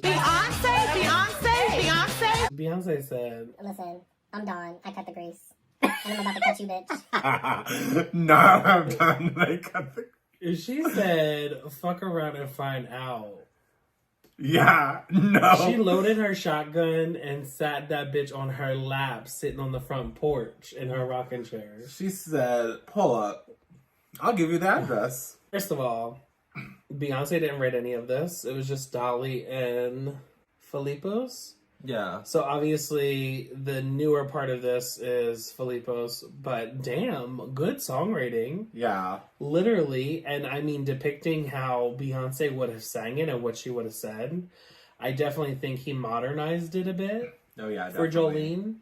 And this definitely gave it a different twist because had I have depicted Beyonce singing Jolene, I don't think it would have been like this. I feel like it was definitely Beyonce's touch. Yes, 100% agree. Here's my thing to people who don't like this version. That's fine. You don't have to like it. It's basically her own interpretation. It's basically and that's fine. You don't have to like this new version. You don't have to like... It's not like she's trying to erase the old version. She just has her own version. Yeah, it is. It's a good song. I liked it a lot. The next song is going to be called Daughter. Disturb my solitude. Now I'm guessing you're all black and blue. Look what you made me do. If you cross me, pick one, so let's travel to Whitechapels and sing hymns. Hope it too small to hide my scars. Feeling out of the black. We share the core. Me, I'm just like my father. Damn. I feel so bad for the bitch who tried to double cross her. Or who did double cross her. Beyonce, sweetie, I'm so sorry. I'm so sorry that an ugly ass bitch like this would even say that. There's just so much that Beyonce has already said that I thought that this was going to be like a regurgitation. Yeah. And the fact that the bitch smacked you while sitting down. Come here, bitch. I'm gonna wipe the floor with your little skinny ass.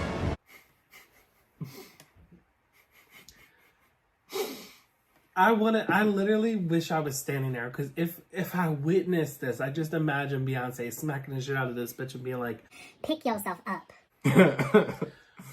Because that's what she did. Like, that was a journey. So many great things about that song. I really liked the lyrics. I think it was really, really great. The production was really great. Vocals were really great. The random ass fucking opera fucking singing. That was really fucking Italian. Yeah. No, I mean, like, I don't know. I feel like it was unnecessary, but like, helped it. I feel like it gave it that cathedral feel. that she was going for when talking about, I'm the furthest thing from chapels and altars. From choir boys and Choir boys and altars, yeah. I don't know. I get the whole setting in my head hearing that song. I'm just like, ooh, okay. It's a really good song, yeah. Beyonce, you did that one.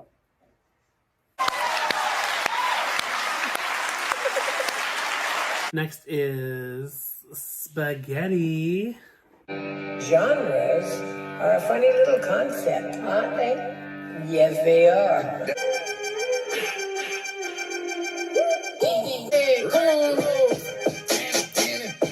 Too soft, too soft.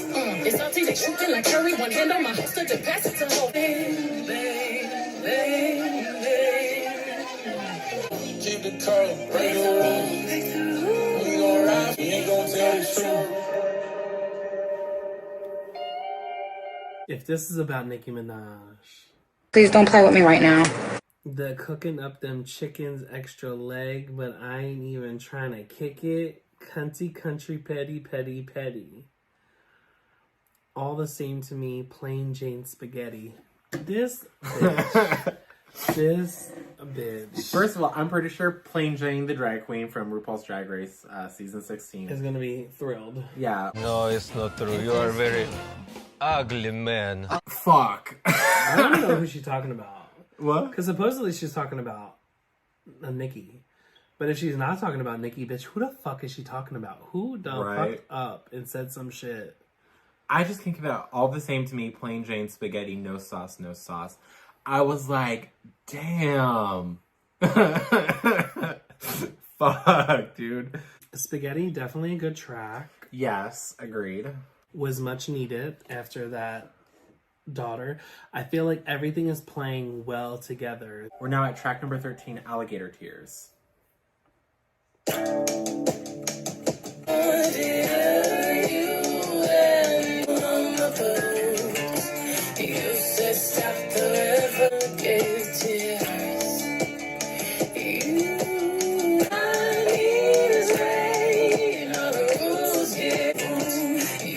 Stop the river from running. Alligator tears. Interesting. It was interesting. I feel like it was kind of more of a filler. Yeah, I would agree. Filler queen. Not necessarily a standout song as much, but fitting for the album. Yeah, I think it's cute. Crocodile Tears, which is someone who's just fake crying. Mm-hmm. So is Alligator Tears like the opposite of that, where it's like it's more sentimental crying? No. One is a saltwater and one is a freshwater animal. So I think that might have to play in with it as well. This is track number 14, Smoke Hour 2. It's home of the real deal. If there's one thing you can take away from our set today, up next on the Smoke Hour is Just for Fun by Beyoncé. You're welcome. And everywhere I go, they know my name. Reason, but I don't know the purpose. It's whoa, under the surface. I pray to darkness. Who brings the light now? Don't need anything, hallelujah.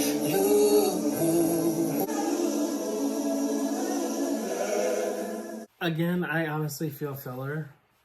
Yeah. I'm really not... I mean, they're fitting for the album, yes. Yeah. But I just feel like filler again. It's good to see a filler bitch this season. I'm not talking about that ass. Oh. Not something I would necessarily call a deep cut even. Yeah. It doesn't seem misplaced, though. No, I mean, it's fine. I don't know. It's interesting because I feel like we're getting now a different side of...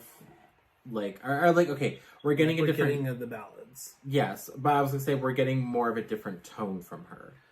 You know what I mean? I feel like some of it had to do with, expectations and family, love, heartache. I feel like we were having all these different kinds of emotions. Now it's like, this I feel like it's like, okay. Forgive and forget. Yeah. Remember the good. Mm-hmm. So I can appreciate that, and I can appreciate the message of that. But now I'm more excited for this next one. Yeah, this one is Two Most Wanted. With Miss Miley Cyrus. Miss Miley. Miss Vanjie. Miss Vanjie. Miss Vanjie. Small be your shotgun rider till Wow. I'm loving this. I don't know what you're doing tonight. I'm rider till the day I die, till the day I die. Okay. It's really sad because I knew it was a Ryan Tedder song. I knew it was a Ryan Tedder song because I said she is singing this. Beyonce is singing this like she was singing on the Sasha Fierce album. Yeah.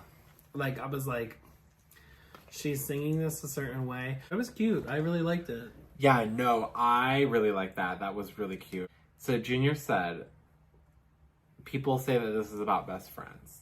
I definitely agree. You don't think it's about lesbians?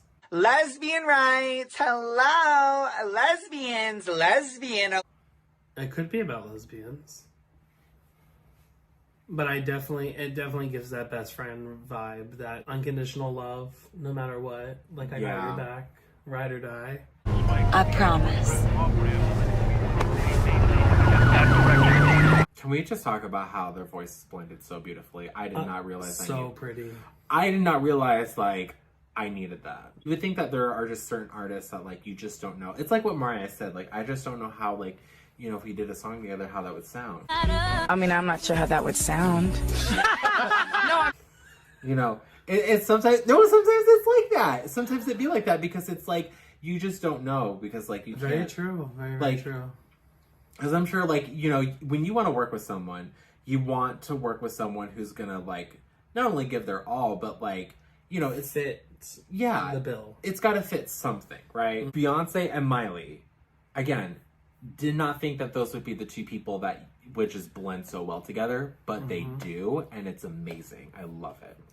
Very true. I didn't think that they were going to blend as well together either, but it did really well. The next song is going to be Levi's Jeans, and this is with Post Malone. Okay. And I remember Junior said that it sounded like he finally took a bath on this one. So I'm excited to hear how he sounds. Little things all day long. Come here, sexy little thing. Good night, take your body back. Nostalgia like me. Snap a picture, oh girl, I wish I was your lead. Love when you tease me in them jeans, girl, you don't need to hide it. And I rebel on. Denim. Give you high fashion in the same songs, baby, loving you. That's all. All right, so I'm gonna say this. He did sound much better. Mm-hmm. He sounded a lot like Bozzy. I don't know what they did, what microphone they let him use, but it's not what he was used to using. Definitely sounds like that Sony 8000 because his voice sounded pristine.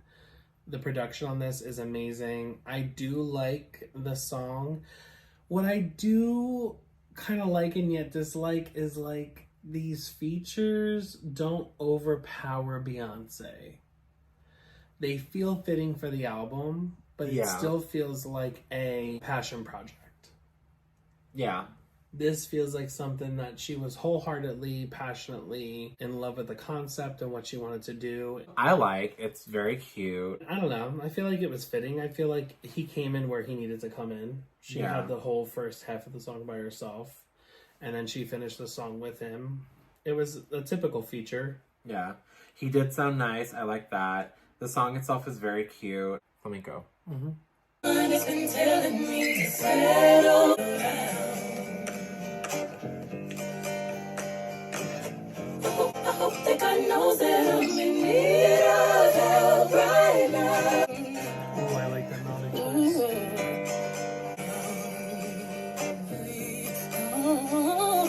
Right about Wasn't this the song that was about kind of Beyonce possibly thinking about quitting music? Mm-hmm. Okay, interesting. I'm quitting drag. You're welcome. I don't know, like, this definitely sounds a little bit personal. Would have actually liked for her to kind of expanded on it. I wouldn't have. Bye, pumpkin. Bye, pumpkin. I feel like she said enough, and I feel like nothing more was there to say. As an artist, I kind of feel like this is a revelation track where you feel like you're missing out. You have FOMO, you know? Yeah. And you're missing out on the more important things, you know, your kids' lives and your husband and, you know, doing the small things in life. And she's at a point in her life where she has so much money that it doesn't matter. Making records, it doesn't matter. And I feel like, you know, a lot of artists are just seeing other artists settle down or stopping and coming to a halt in some way, or a pause for a period of time. And that's what she's thinking. I don't necessarily think she's going to be gone forever. She's Beyonce. You are Beyonce. And what she does is who she is. And she makes music because she's an artist and she loves to create art. But I think taking some time off and paying some good time with her kids and leaving things go for a bit is definitely something that she's aiming for here. Okay, thank you so very much, Royce. And that's what makes it a unique listening. It's called Yaya. Hello, Beyonce. Hello, fellas. Because I'm a clever girl. We snapping. We drumming. Fire burns his house down. Insurance ain't no pain, no pain, yeah. I'm talking like I'm talking. I've got your spurs talking. From Texas to Gary, all the way down. I love it. I think that this is a great song. It's definitely artistic. It was a choice to put it on the album. Choices. But I think it was a good choice. I don't think that it did any harm to the album. I think it actually relivened it for the last 7 to 10 tracks, you know? Really? I feel like it gave us a pickup Yeah. where we needed a pickup because it was getting a little monotonous. I really like this. Beyince. Beyonce? Yeah, so I'm guessing that's what that one cover is supposed to be about. Well, it's because her last name was originally Beyonce, and then because of a typo, it was Beyonce. So it's carried through because of that. Supposedly Beyonce is the family name. So. No, I think it's a really great song, honestly. I will agree with you. I think it popped in at a time when we really needed it. Because, yeah, the songs were getting a little, like, you know, kind of down. But hey, this definitely helps pick it back up. And now we are on Oh, Louisiana.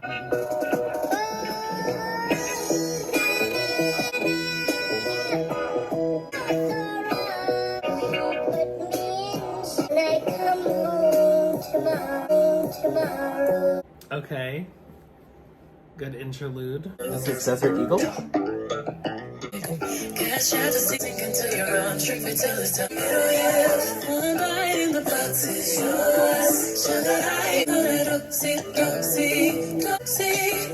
I will say Desert Eagle was much better than Oh, Louisiana. Oh my god. I kind of wish I would have had a full song of Desert Eagle. Yeah. Like, really. I definitely would have loved that. And the way that it's kind of moving is very Beyonce album now. Like, I'm really loving this transition that it's building into right now. Bounce on that shit, dance. Bounce on that shit, dance. Bounce on that shit, dance. Bounce on that shit, dance. The river, through the river with you. On that shit, dance. I would give him everything. Dance through the river. Bounce on that shit, dance. The river, through the river. I love this song. Possibly my favorite song off the album. Period! Two hands to heaven.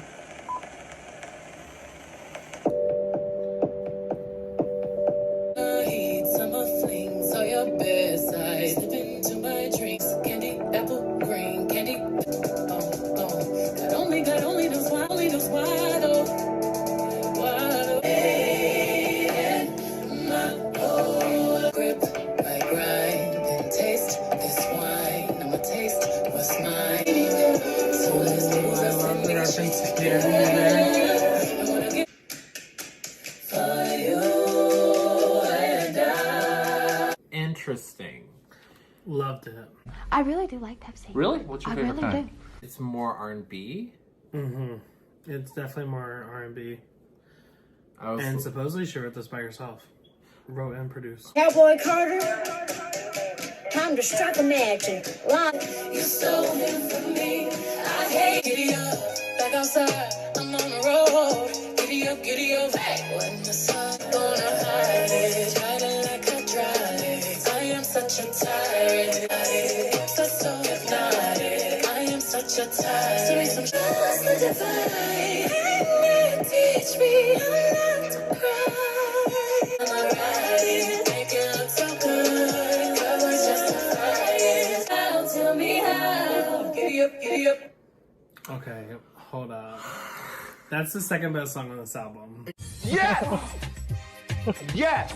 Yeah, no, I love that. That was really good. My first would be Texas Hold'em. Really? My second would be Tyrant. And we haven't even heard the last, technically 4 songs, even though it's 2. Yeah. But, I mean, and truthfully, I would probably put Desert Eagle in there for like the third. Because I really liked it. I really, really liked it. To me, it's Texas Hold'em, Ya Ya, and Tyrant. No, Riverdance. Riverdance. I forgot Riverdance. Riverdance is a little bit better than Ya Ya. I don't know. No, I don't know. I might actually take out Texas Hold'em. No. Well, I don't know, because it's actually really catchy, but like, I don't know. This is good too. I don't know. Tyrant is probably number 2. Yeah, I will have to agree with that. Tyrant's number 2. And let's see. Sweet Honey Buckin'. Won't smoke on the Marlboro, man. Cut it out before it get out of hand. At the rodeo, I'm coming home.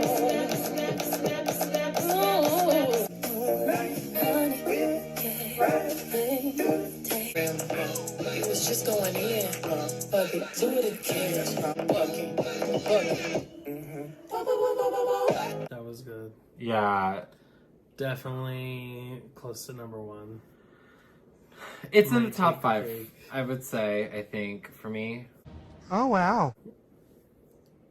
There's got to be like Texas Hold'em, Sweet Honey Buckin', Tyrant. Last song, it is Amen. Hurting badly, I can see you hurt. Tell me, can you hear me now? Say a prayer for whatever we have.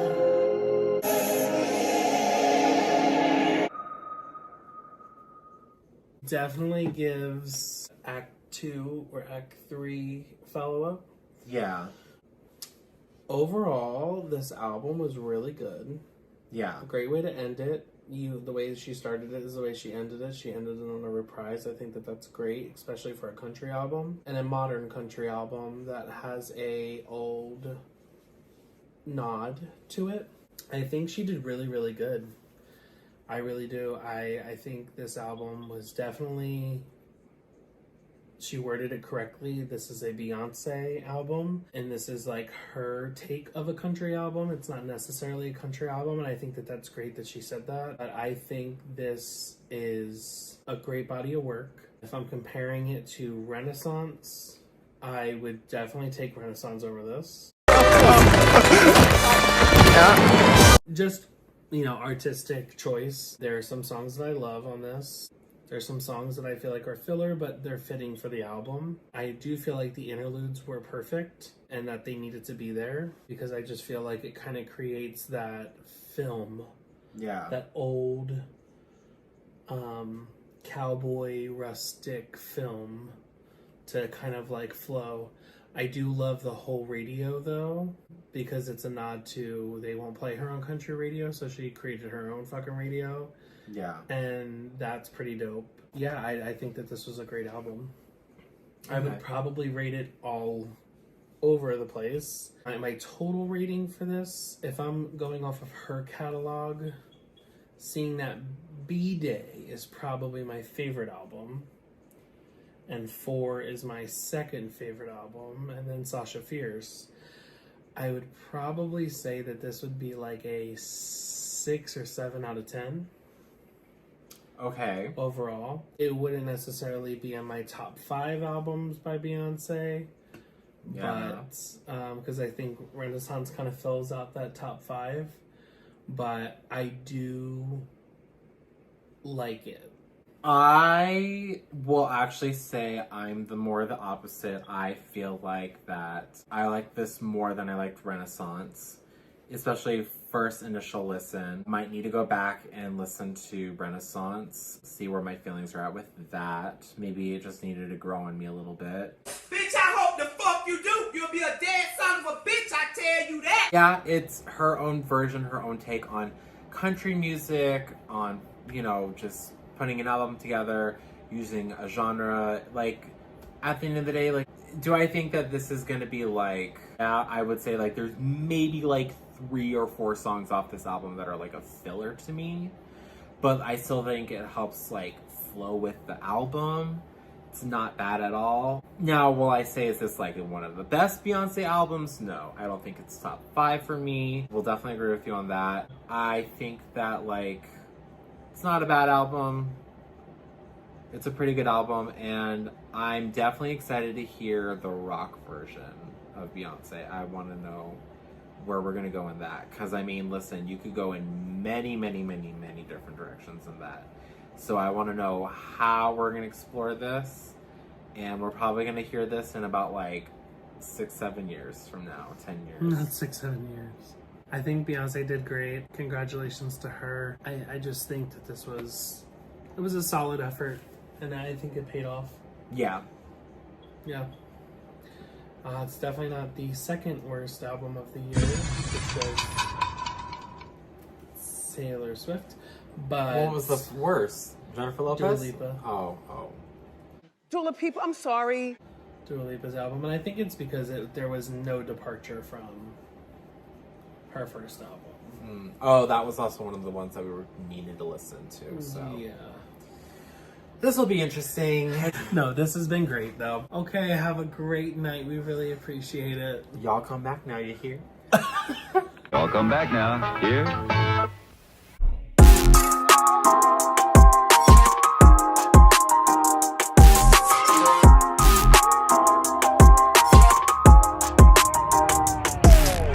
Until I feel the vibrations. Hey guys, thanks for watching our video. Be sure to keep watching. There's plenty more videos to go through. Plenty more. Go check it out right now.